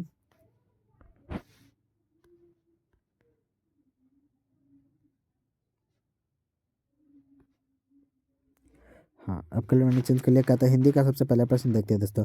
बाबा साहेब अम्बेडकर का जन्म दोस्तों किस राज्य में हुआ था दोस्तों। बाबा साहेब अम्बेडकर का जन्म दोस्तों मध्य प्रदेश में हुआ था। ऑप्शन नंबर ए बिल्कुल करेक्ट हो जाएगा। इसी प्रकार से हम लोग चलते हैं क्वेश्चन नंबर 2 पे। क्वेश्चन नंबर 2 कहता है दोस्तों कि बाबा साहेब भीमराव अम्बेडकर का जन्म कब हुआ था दोस्तों? तो बाबा साहेब भीमराव का अम्बेडकर से भीम लोग कौन थे दोस्तों? तो वो 18 किलो के नहीं थे, बल्कि 90 किलो के, 91 किलो का दोस्तों, जो हमने ट्रिक बताया था। तो 14 अप्रैल 1991 ईस्वी में हुआ था। अगर आपने वो ट्रिक नहीं देखा है दोस्तों, तो प्लीज़ वीडियो पे वीडियो में जो है दोस्तों, वो चैनल पर मेरा अपलोड है। पूरा ट्रिक से दोस्तों पूरा लेखक का नाम याद करवा दिया है, तो आप लोग जा कर के याद भी कर सकते हैं। तो इस बार दोस्तों हम लोग चलते हैं पहले क्वेश्चन नंबर 3 पे। तो 3 कहता है दोस्तों कि श्रम विभाजन और जाति प्रथा के लेखक कौन है दोस्तों? तो श्रम विभाजन और जाति प्रथा के लेखक कौन है दोस्तों? तो भीम है दोस्तों। इसी प्रकार से हम लोग चलते हैं क्वेश्चन नंबर 4 पे। 4 नंबर सवाल कहता है दोस्तों कि आदर्श समाज स्वतंत्र समानता ये मातृत्व पर आधारित होगा दोस्तों, किसने कहा था दोस्तों? तो भीमराव अम्बेडकर ने कहा था दोस्तों। इसी पर हम लोग चलते हैं 5वां नंबर सवाल पे। कहता है दोस्तों कि 5वां नंबर सवाल, भारत में बेरोजगारी का सबसे प्रमुख कारण क्या है दोस्तों? तो जाति प्रथा है दोस्तों। इसी पर हम लोग चलते हैं 6वां नंबर सवाल पे। कहता है दोस्तों कि श्रम विभाजन और जाति प्रथा पाठ बाबा साहब के किस भाषण का संपादित अंश है दोस्तों? तो किस भाषण दोस्तों? तो एनहिलेशन ऑफ कास्ट के द्वारा दोस्तों। इसी प्रकार हम चलते हैं दोस्तों 7वां नंबर सवाल पे। कहता है दोस्तों कि भारतीय संविधान का निर्माता किसे कहा जाता है दोस्तों? तो भीमराव अम्बेडकर को ही दोस्तों भारतीय संविधान का निर्माता भी कहा जाता है। इसी प्रकार दोस्तों हम लोग 8वां नंबर सवाल देख सकते हैं। कहता क्या है कि विष के दांत शीर्षक पाठ के विधा कौन है दोस्तों? लेखक कौन? विधा क्या है दोस्तों? तो कहानी है विष का दांत। इसी वजह से हम लोग चलते हैं क्वेश्चन नंबर 9 पे। कहता है दोस्तों कि विष के दांत शीर्षक पाठ के विधा कौन है दोस्तों? तो ये कहानी है। तो 8वां नंबर सवाल 2 बार रिपीट हो गया, बट कोई नहीं। इस बार हम दोस्तों 10वां नंबर सवाल भी रिपीट हो गया दोस्तों, विष के दांत शीर्षक पाठ की विधा। 11वां नंबर सवाल भी रिपीट है। तो हम लोग चलते हैं दोस्तों सीधा 12 नंबर सवाल पे। कहता है दोस्तों कि न्यूटन विधा का संबंध किससे है दोस्तों? तो न्यूटन विधा का दोस्तों मानव विज्ञान से संबंधित है। इसी प्रकार दोस्तों हम लोग 13 नंबर सवाल देख सकते हैं दोस्तों। कहता है दोस्तों कि मैक्स मुल्लर ने कालिदास की किस पुस्तक का दोस्तों जर्मन भाषा में अनुवाद किया था? तो मेघदूत का दोस्तों जर्मन भाषा में अनुवाद किया था। इसी प्रकार हम लोग दोस्तों 14 नंबर सवाल देखते हैं। कहता क्या कि मैक्स मुल्लर का जन्म दोस्तों कब हुआ था? तो मैक्स मुल्लर का दोस्तों 1823 में जन्म हुआ था। अगर आपने ट्रिक नहीं देखा दोस्तों, तो ट्रिक की वीडियो पे जरूर जाकर देखिए, क्योंकि आपको बहुत बहुत एग्जाम में मदद करेगा दोस्तों। लेखक का नाम दोस्तों हर बार पूछा जाता है दोस्तों। सर विलियम जोन्स दोस्तों, जोन्स समुद्री यात्रा करते हुए भारत कब पहुंचे थे दोस्तों? तो 1783 ईस्वी में भारत पहुंच गए थे। इसी वजह से हम लोग 16 नंबर सवाल देख सकते हैं। कहता क्या दोस्तों कि मैक्स मुलर के अनुसार सच्चे भारत के दर्शन कहाँ हो सकते हैं दोस्तों? तो ग्रामीण क्षेत्रों में दोस्तों। इसी प्रकार से हम लोग चलते हैं 17 नंबर सवाल पे। कहता है दोस्तों कि मेघदूत का दोस्तों जर्मन में भाषा में अनुवाद किसने किया था दोस्तों? तो मैक्स मुलर ने किया था जर्मन भाषा में अनुवाद मेघदूत का। इसी प्रकार से हम लोग चलते हैं 18 नंबर सवाल पे। कहता है दोस्तों 18 नंबर सवाल कि मैक्स मुलर ने दोस्तों वर्ष की अवस्था में लिपजिंग विश्वविद्यालय में संस्कृत के अध्ययन प्रारंभ किया दोस्तों। किस वर्ष की अवस्था में दोस्तों? तो 18 वर्ष की अवस्था में दोस्तों वो लिपजिंग विश्वविद्यालय में संस्कृत भाषा का अध्ययन करना प्रारंभ कर दिए थे। इसी प्रकार से हम लोग चलते हैं 19 नंबर सवाल पे। 19 नंबर सवाल कहता है दोस्तों कि स्वामी विवेकानंद ने वेदांतियों का वेदांती किसे कहा दोस्तों? तो मैक्स मुलर का दोस्तों वेदांतियों का भी वेदांती कहा गया है। और ये क्वेश्चन दोस्तों VBI कर लीजिएगा, क्योंकि ये हार्वर्ड एग्जाम में दोस्तों पूछा ही जाता है। इसी प्रकार दोस्तों हम चलते हैं क्वेश्चन नंबर 20 पे। तो क्वेश्चन नंबर 20 देख सकते हैं दोस्तों। कहता क्या है कि दारिश नमक सोने के सिक्कों से भरा घड़ा किसे मिला था दोस्तों? तो वारेन हेस्टिंग्स को मिला था दोस्तों। इसी प्रकार दोस्तों हम लोग चलते हैं 21 नंबर सवाल पे। कहता है क्या दोस्तों कि किसके अध्ययन क्षेत्र में दोस्तों भारत के कारण नवजीवन का संचार हो चुका दोस्तों? किसके अध्ययन के क्षेत्र में दोस्तों? तो नीति कथा के क्षेत्र में दोस्तों भारत के दोस्तों मतलब नीति कथा अध्ययन के क्षेत्र में दोस्तों भारत के कारण नवजीवन संचार का हो चुका था दोस्तों। इस पर हम चलते हैं 22 नंबर सवाल पे। कहता है दोस्तों कि यूनान व रोम के संपूर्ण साहित्य से कहीं अधिक विशाल है दोस्तों। तो यूनान व रोम से भी संपूर्ण साहित्य क्या है दोस्तों? तो संस्कृत भाषा और साहित्य दोस्तों। इसी पर हम लोग चलते हैं दोस्तों 24 नंबर सवाल पे। कहता है दोस्तों कि पुराने का मोह सब समय वांछनीय ही नहीं होता। और यह पंक्ति दोस्तों किस पाठ की है दोस्तों? तो ये पंक्ति दोस्तों नाखून के बढ़ते उस पंक्ति का है दोस्तों। इसी पर हम लोग 24 नंबर सवाल देख सकते हैं दोस्तों। कहता क्या है कि किसने कहा था दोस्तों सब पुराने अच्छे नहीं होते और सब नए खराब नहीं होते हैं दोस्तों? तो किसने कहा था दोस्तों? तो कालिदास ने कहा था। इसी प्रकार से हम लोग चलते हैं 25 नंबर सवाल पे। कहता है दोस्तों कि दक्षिण ये दधीची की हड्डी से क्या बना था? दधीची की हड्डी से क्या बना था दोस्तों? तो इंद्र का ब्रज बना था दोस्तों। इंद्र का वज्र बना था। इसी प्रकार हम लोग चलते हैं दोस्तों 26 नंबर सवाल पे। कहता है दोस्तों कि द्विवेदी जी से किसने पूछा था कि नाखून क्यों बढ़ते हैं? तो लड़की ने पूछा दोस्तों कि नाखून क्यों बढ़ते हैं, ऐसा पूछा था दोस्तों कहानी में। इसी प्रकार दोस्तों हम लोग चलते हैं क्वेश्चन नंबर 27 पे। कहता है दोस्तों कि सहजात वृत्तियों किसे कहते हैं दोस्तों? सहजात वृत्तियाँ किसे कहते हैं दोस्तों? तो अनाज समृद्धियों को कहते हैं दोस्तों सहजात वृत्तियाँ। इसी प्रकार से हम लोग चलते हैं क्वेश्चन नंबर 28 पे। कहता है दोस्तों 28 नंबर सवाल कि नाखून का बढ़ना किसका परिणाम है दोस्तों? तो नाखून का बढ़ना किसका परिणाम है दोस्तों? तो मनुष्य का अंध सहजात वृत्ति का। इसी पर हम लोग चलते हैं दोस्तों 29 नंबर सवाल पे। कहता है दोस्तों कि आलोक पर्व शीर्षक निबंध संग्रह किसकी रचना है दोस्तों? तो किसकी रचना है दोस्तों? तो हजारी प्रसाद द्विवेदी की। इसी प्रकार से हम लोग चलते हैं 30वां नंबर सवाल पे। कहता है दोस्तों कि आदमी के नाखून क्यों बढ़ते हैं? और यह प्रश्न लेखक के सामने किसने लाया था दोस्तों? छोटी लड़की ने लाया था दोस्तों, नाखून क्यों बढ़ते हैं। इसी प्रकार से हम लोग चलते हैं 31 नंबर सवाल पे। कहता है दोस्तों कि सूर्य नामक पुस्तक किसकी रचना है दोस्तों? तो किसकी रचना है दोस्तों? गुणाकर मूल्य की है। इसी प्रकार से हम लोग चलते हैं 32 नंबर सवाल पे। 32 नंबर सवाल कहता है दोस्तों कि भारतीय लिपियों की कहानी पुस्तक के रचयिता कौन है दोस्तों? तो कौन है? गुणाकर मूल्य दोस्तों, जो भारतीय लिपियों की कहानी के रचयिता है। इसी प्रकार से हम लोग चलते हैं 33 नंबर सवाल पे। कहता है दोस्तों कि रामायण की रचना किस भाषा में है दोस्तों? तो संस्कृत भाषा में दोस्तों रामायण की रचना दोस्तों किस भाषा में है? तो संस्कृत भाषा में है। इसी प्रकार दोस्तों हम लोग चलते हैं 34 नंबर सवाल पे। कहता है दोस्तों कि नागरी लिपि शीर्षक पाठ साहित्य की कौन विधा है दोस्तों? तो नागरी लिपि कौन सा दोस्तों? तो निबंध है। ऑप्शन नंबर बी बिल्कुल करेक्ट हो जाएगा। इसी प्रकार दोस्तों हम लोग चलते हैं 35 नंबर सवाल पे। कहता है दोस्तों कि तमिल, मलयालम, तेलुगु, कन्नड़ भाषाएं हैं। तो किस भाषा में दोस्तों? तो दक्षिण भारत की है दोस्तों। इसी प्रकार दोस्तों हम लोग चलते हैं 36 नंबर सवाल पे। तो कौन है दोस्तों? तो गुणाकर मूल्य है, मतलब ऑप्शन नंबर ए बिल्कुल करेक्ट हो जाएगा। इसी प्रकार से हम लोग चलते हैं 37 नंबर सवाल पे। कहता है दोस्तों कि सरापात की कृति है दोस्तों, सरापात की कृति क्या है दोस्तों? तो दोहा कोश है। इसी प्रकार दोस्तों हम लोग 38 नंबर सवाल पर चलते हैं। तो कहता है दोस्तों कि हिंदी के आदि कवि हैं, हिंदी का आदि कवि कौन है दोस्तों? तो सरापाद है दोस्तों।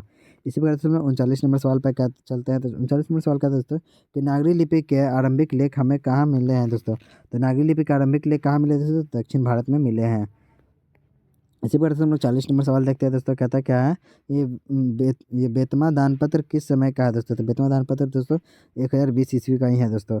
इसी प्रकार से हम लोग चलते हैं 41 नंबर सवाल पे। कहता है दोस्तों कि हिंदी तथा इसकी विविध बोलियां किस लिपि में लिखी जाती है दोस्तों? तो किस लिपि में लिखी जाती है? देवनागरी लिपि में लिखी जाती है। इसी प्रकार से हम लोग चलते हैं 42 नंबर सवाल पे। कहता है दोस्तों कि विजयनगर के शासकों के लेख किस लिपि में है दोस्तों? तो किस लिपि में? नंदी नागरी लिपि में है। इसी प्रकार दोस्तों हम लोग चलते हैं 43 नंबर सवाल पे। तो 43 नंबर सवाल आप लोग देख सकते हैं दोस्तों। कहता क्या है कि ये परमार शासक भोज कहाँ के रहने वाले थे? तो कहाँ के रहने वाले दोस्तों? तो धारा नागरी के रहने वाले हैं।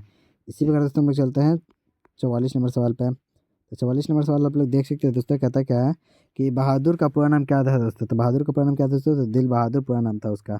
इसी प्रकार दोस्तों हम लोग चलते हैं 45 नंबर सवाल पे।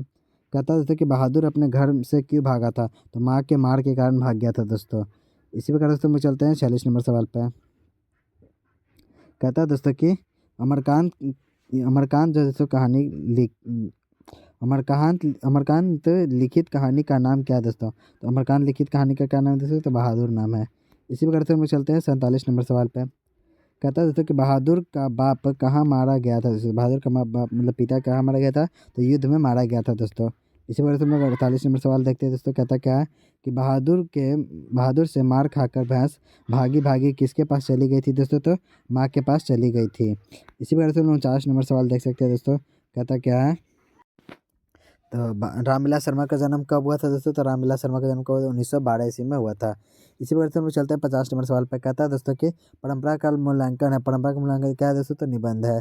इसी प्रकार हम लोग आगे चलते हैं दोस्तों। कहता क्या है कि परंपरा का मूल्यांकन शीर्षक पाठ साहित्य कौन विधा है दोस्तों? तो निबंध है परंपरा का मूल्यांकन।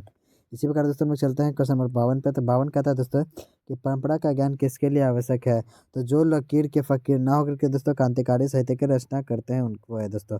इसी प्रकार से हम लोग चलते हैं 53 नंबर सवाल पे। कहता है दोस्तों कि ओहो 53 नंबर सवाल कहता है क्या दोस्तों? कहता है दोस्तों कि जारशाही कहाँ की थी? ये जारशाही कहाँ की थी दोस्तों? तो रूस में की। जारशाही कहाँ थी दोस्तों? तो रूस में। इसी पर हम लोग चलते हैं 54 नंबर सवाल पे। 54 नंबर सवाल कहता है दोस्तों कि निराला की साहित्य साधना के रचनाकार हैं दोस्तों। तो कौन है दोस्तों रचनाकार? रामविलास शर्मा। इसी पर हम लोग चलते हैं दोस्तों 55 नंबर सवाल पे। कहता है दोस्तों कि साहित्य के निर्माण में प्रतिभाशाली मनुष्य की भूमिका है। तो क्या दोस्तों? तो निर्णायक है। इसी प्रकार दोस्तों हम लोग चलते हैं 56 नंबर सवाल पे। कहता है दोस्तों कि जातीय अस्मिता की दृष्टि से इतिहास का प्रवाह कैसा है दोस्तों? तो विच्छिन्न और अविच्छिन्न दोनों है। इसी प्रकार दोस्तों हम लोग चलते हैं 57 नंबर सवाल पे।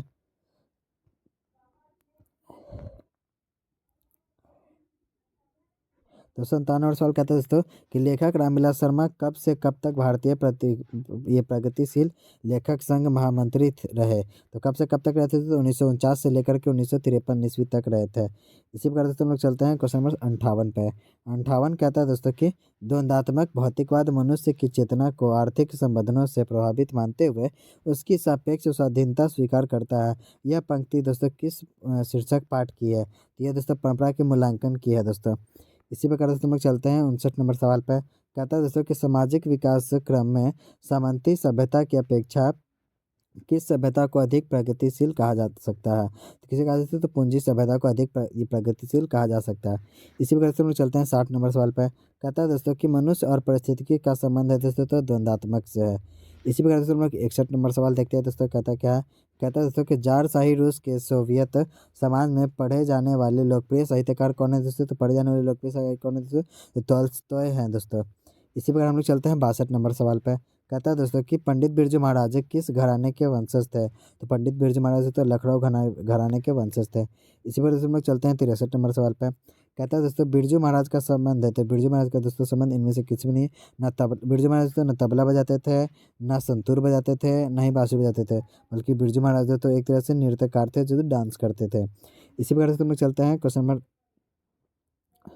64 पे। जीत जीत में निरखे तो पाठ के लेखक कौन है दोस्तों? तो जीत और जीत, दो बार जीत लगा दोस्तों तो महाराज, एक बार लगता है तो राज, और दो बार लगता है दोस्तों तो महाराज। इसी प्रकार से हम लोग चलते हैं 65 नंबर सवाल पे। कहता है दोस्तों कि पंडित बिरजू महाराज को संगीत नाटक अकादमी का अवार्ड कब प्राप्त हुआ था दोस्तों?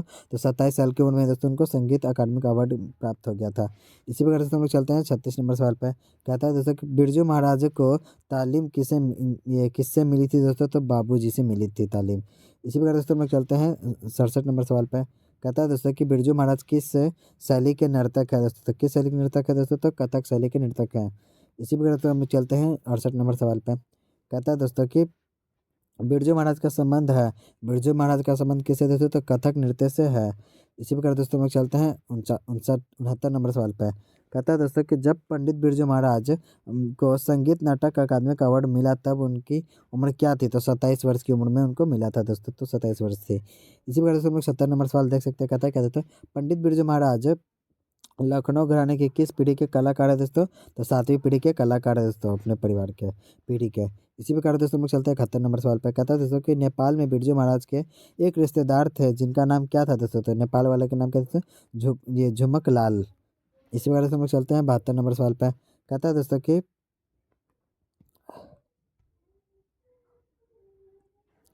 कहता है दोस्तों कि पंडित बिरजू महाराज का संबंध नृत्य किस शैली से है दोस्तों? तो किस शैली से दोस्तों? तो कथक शैली से है। इसी वजह से हम लोग चलते हैं 73 नंबर सवाल।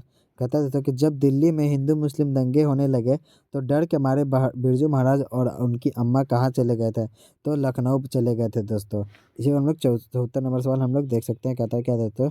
कहता है दोस्तों कि लेखक अभिनव क्या साथ लेकर गए थे? तो लेखक अभिनव दोस्तों अपने पुस्तक, टाइपराइटर और रेप्स लेकर के गए थे दोस्तों। इसी प्रकार हम लोग दोस्तों 75 नंबर सवाल देख सकते हैं। कहता क्या है? कहते हैं ला सदरुज क्या था दोस्तों? तो ला सदरुज एक ईसाई मठ है दोस्तों। इसी पर हम लोग चलते हैं दोस्तों 76 नंबर सवाल। पिकासो का विख्यात कृति का क्या नाम है दोस्तों? तो मादामोजेल द अविन्यो दोस्तों। इसी पर हम लोग चलते हैं दोस्तों 77 नंबर सवाल पे। कहता है दोस्तों कि अब ये अशोक वाजपेयी का जन्म कब हुआ था? अशोक वाजपेयी का जन्म कब हुआ दोस्तों? तो 16 जनवरी 1941 को हुआ था अशोक वाजपेयी का जन्म। इसी प्रकार दोस्तों हम लोग चलते हैं 78 नंबर सवाल पे। कहता है दोस्तों कि विलनप वो क्या है दोस्तों? तो विलनप क्या है दोस्तों? एक छोटा सा गांव का नाम था दोस्तों विलनप वो। इस वजह से हम लोग 80 से कम 79 से नंबर सवाल देख दीजिए। कहता क्या है? 79 नंबर सवाल कहता है दोस्तों कि अभिन्यो किस नदी पर स्थित है? तो रोन नदी पर स्थित है दोस्तों अभिन्यो। इसी वजह से दोस्तों हम चलते हैं रोन नदी। 80 नंबर सवाल पे। तो रोन नदी के किनारे दोस्तों बसे शहर का नाम क्या था? तो रोन नदी के किनारे दोस्तों जो शहर बसा है तो उसे अभिन्यो कहते हैं। इस पर दोस्तों हम लोग चलते हैं 81 नंबर सवाल पे। कहता है दोस्तों कि ला सदरुज का धार्मिक उपयोग कब से कब तक होता रहा दोस्तों? तो 14वीं सदी से लेकर के फ्रेंच क्रांति तक के दोस्तों। इसी पर दोस्तों हम लोग चलते हैं ये 82 नंबर सवाल पे। कहता है दोस्तों कि नव और अभिनय के बीच में कौन सा नदी आता है दोस्तों? तो रोन नदी आता है। इसी प्रकार दोस्तों हम लोग चलते हैं 83 नंबर सवाल पे। 83 नंबर सवाल कहता है दोस्तों कि अभिनय क्या है दोस्तों? तो अभिनय एक तरह से क्या है दोस्तों? ईसाई मठ है। इसी प्रकार दोस्तों हम लोग चलते हैं 84 नंबर सवाल पे। कहता है दोस्तों कि मछली किस प्रकार की कहानी है? तो एक मनोवैज्ञानिक कहानी है जो। इसी प्रकार दोस्तों हम लोग चलते हैं 85 नंबर सवाल पे। संतु मछली लेकर क्यों भागा था दोस्तों? तो क्योंकि कुएं में उसे डालने के लिए। इसी प्रकार दोस्तों हम चलते हैं 86 नंबर सवाल पे।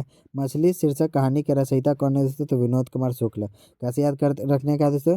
तो मछली खरीदने के लिए कुछ हमें शुल्क देना पड़ता है, इसलिए उसका क्या नाम, उस शुल्क को हम लोग क्या करते तो शुक्ल कर दे, जिससे हमको क्या नाम हो गया? विनोद कुमार शुक्ल। इस प्रकार से हम लोग चलते हैं 37 नंबर सवाल पे। मछली कहानी में किस वर्ग का जीवन वर्णित है दोस्तों? तो मध्यम वर्ग के लोगों का जीवन वर्णित है। इसी प्रकार से हम लोग चलते हैं 88 नंबर सवाल पे। कहता है दोस्तों कि मछली कहता है दोस्तों कि मछली शीर्षक कहानी में दीदी के प्रेमी का क्या नाम था दोस्तों? तो दीदी दीदी की जो होती थी उसके प्रेमी का नाम क्या था? तो संतू नाम था दोस्तों। इसी प्रकार से हम लोग चलते हैं 89 नंबर सवाल पे। तो कहता है दोस्तों कि मछली के लिए मसाला कौन पीस रही थी? तो माँ पीस रही थी दोस्तों मछली बनाने के लिए मसाला। इसी प्रकार दोस्तों हम लोग चलते हैं 90 नंबर सवाल पे। विनोद कुमार शुक्ल किस कृषि विश्वविद्यालय में एसोसिएट प्रोफेसर थे? तो किस विश्वविद्यालय में थे तो इंदिरा गांधी विश्वविद्यालय में प्रोफेसर थे। इसी प्रकार से 91 नंबर सवाल देख सकते हैं। कहता है क्या दोस्तों कि लेखक को मछली खाने से लेखक को दोस्तों मछली खाने से किसने मना किया था दोस्तों? तो माँ ने दोस्तों लेखक को मना भी किया था मछली खाने से। इसी प्रकार दोस्तों हम लोग 92 नंबर सवाल पर चलते हैं। तो 92 नंबर सवाल कहता है दोस्तों कि लेखक को घर में मछली कौन खाता था दोस्तों? लेखक के घर में मछली कौन खाते थे? तो पिता खाते थे। इसी प्रकार से हम लोग चलते हैं 93 नंबर सवाल पे। लेखक अपने पिता से क्या मांगना चाहता था दोस्तों? तो मछली मांगना चाहता था। इसी प्रकार हम लोग चलते हैं दोस्तों 94 नंबर सवाल पे। कहता है दोस्तों कि मछली शीर्षक कहानी में मछली और गोश्त कौन खाता था दोस्तों? तो उनके पिताजी खाते थे। इसी प्रकार से हम लोग चलते हैं 95 नंबर सवाल पे। तो 95 सवाल कहता है दोस्तों कि मछली शीर्षक कहानी किस कहानी संकलन से ली गई है दोस्तों? तो महाविद्यालय से ली गई है। इसी प्रकार से हम लोग चलते हैं 96 नंबर सवाल पे। कहता है दोस्तों कि संतु भीगने से बचने के लिए कहाँ खड़ा हो गया था दोस्तों? तो मकान के नीचे खड़ा हो गया था। इसी प्रकार हम लोग चलते हैं दोस्तों 97 नंबर सवाल पे। बिस्मिल्लाह खां का बचपन का नाम क्या था दोस्तों? तो कुमरुद्दीन नाम था बिस्मिल्लाह खां के बचपन का। इसी प्रकार दोस्तों हम लोग 98 नंबर सवाल देख सकते हैं। बिस्मिल्लाह खां की शहनाई के साथ किस मुसलमान का पर्व जुड़ा है दोस्तों? तो मुहर्रम का। इसी प्रकार दोस्तों हम लोग चलते हैं 99 नंबर सवाल पे। कहता है दोस्तों कि काशी किसकी पाठशाला है? तो काशी दोस्तों संस्कृति की पाठशाला है। इसी प्रकार से हम दोस्तों हम लोग 100 नंबर सवाल देख सकते हैं। महात्मा गांधी के पिता का क्या नाम था दोस्तों? तो महात्मा गांधी के पिता का नाम क्या था? करमचंद गांधी नाम था। इसी प्रकार से हम लोग चलते हैं 101 नंबर सवाल पे। शिक्षा और संस्कृति किसकी रचना है दोस्तों? तो महात्मा गांधी जी की रचना है। इसी प्रकार से हम लोग चल सकते हैं 102 नंबर प्रश्न पे। आध्यात्मिक शिक्षा से गांधी जी का क्या तात्पर्य है दोस्तों? तो हृदय की शिक्षा से। इसी प्रकार दोस्तों हम लोग चलते हैं ये 103 नंबर सवाल पे। दक्षिण अफ्रीका से गांधी जी भारत कब लौटे थे? तो 1915 ईस्वी को लौट गए थे दोस्तों। तो कहते हैं दोस्तों कौन चाहते थे कि सभी देशों की संस्कृति की हवा उनके घर के पास बहती है? तो महात्मा गांधी जी चाहते थे कि उनकी संस्कृति की हवा उनके घर के पास बहते रहे। कहता है दोस्तों कि शेक्सपियर किस भाषा के कवि है दोस्तों? तो अंग्रेजी भाषा के कवि थे। इसी प्रकार दोस्तों कहता है कि गांधी जी का दक्षिण अफ्रीका प्रवास कब से कब तक था? तो गांधी जी का दोस्तों दक्षिण अफ्रीका का प्रवास कब से कब तक था? 1993 ईस्वी से लेकर के 1914 ईस्वी तक का दोस्तों रहा था। और इसमें दोस्तों आपको कमेंट में एक और आंसर बताना है दोस्तों कि गांधी जी का दोस्तों मैंने ट्रिक में मैंने बता रखा था दोस्तों कि कैसे याद करना है। तो बताना था आपको कि गांधी जी का दोस्तों जो मृत्यु हुआ था 1948 में हुआ था। और जो गांधी जी के द्वारा जो इस बुक में जो आपका हिंदी गोधौली बुक है उसमें जो वर्णित है उनके द्वारा जो लिखा गया चैप्टर है वो क्या है? शिक्षा और संस्कृति है। आपको बताना ये है दोस्तों कि उनका जो जन्म हुआ था वो किस वर्ष हुआ था? और मैं थोड़ा सा हिंट देता हूँ दोस्तों कि 1800 के अप्रॉक्स उनका जन्म हुआ था। 1800 से लेकर के 1900 के बीच में।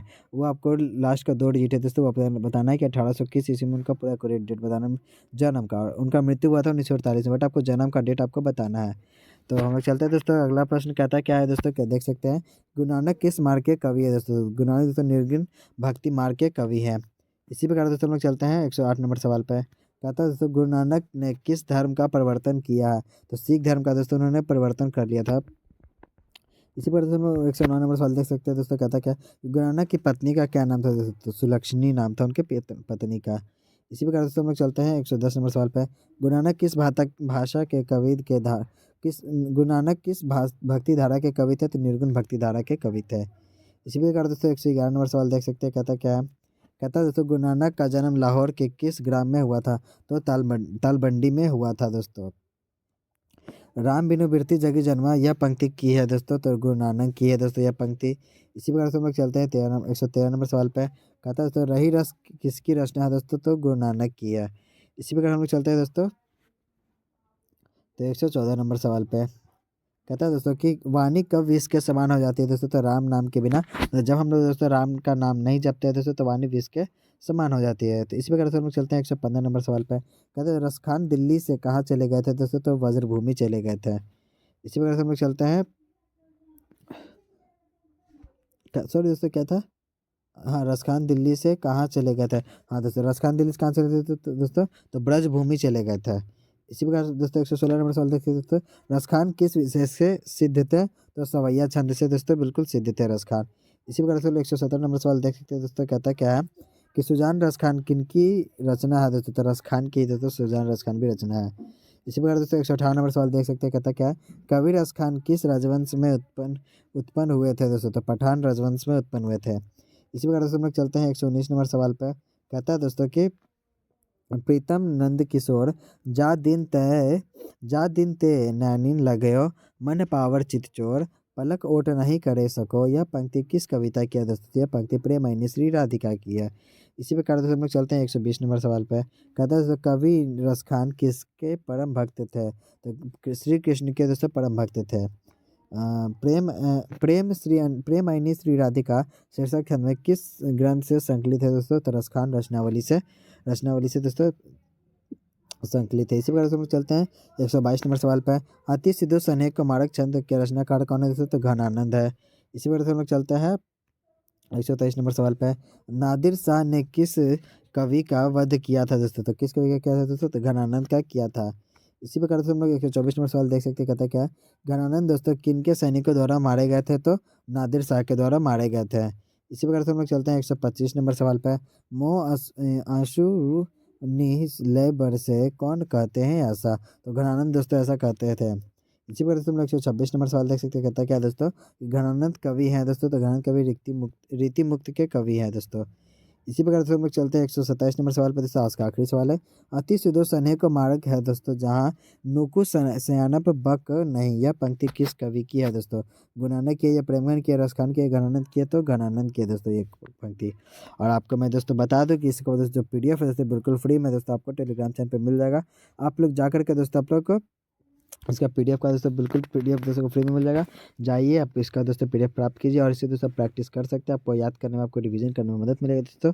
एग्जाम में अब कुछ ही दिन बाकी है दोस्तों, तो फटाफट जाइए आप इस PDF को डाउनलोड कीजिए फटाफट, बिल्कुल फ्री में दोस्तों, कोई चार्ज नहीं लगेगा और आपको दोस्तों इसके याद करने में मदद भी मिल जाएगा। तो आज के लिए इतना ही रखते हैं दोस्तों, थैंक यू बोलने का समय आ गया दोस्तों। तो thank you by board hoisting classes दोस्तों। तो आज के लिए इतने ही रखते हैं दोस्तों, मिलते हैं हम लोग नेक्स्ट वीडियो में। तब तक के लिए हंसते रहिए, मुस्कुराते रहिए और पढ़ाई जरूर करते रहिए दोस्तों, क्योंकि काम पढ़ने से चलेगा, सिर्फ मुस्काने से नहीं। Thanks for watching.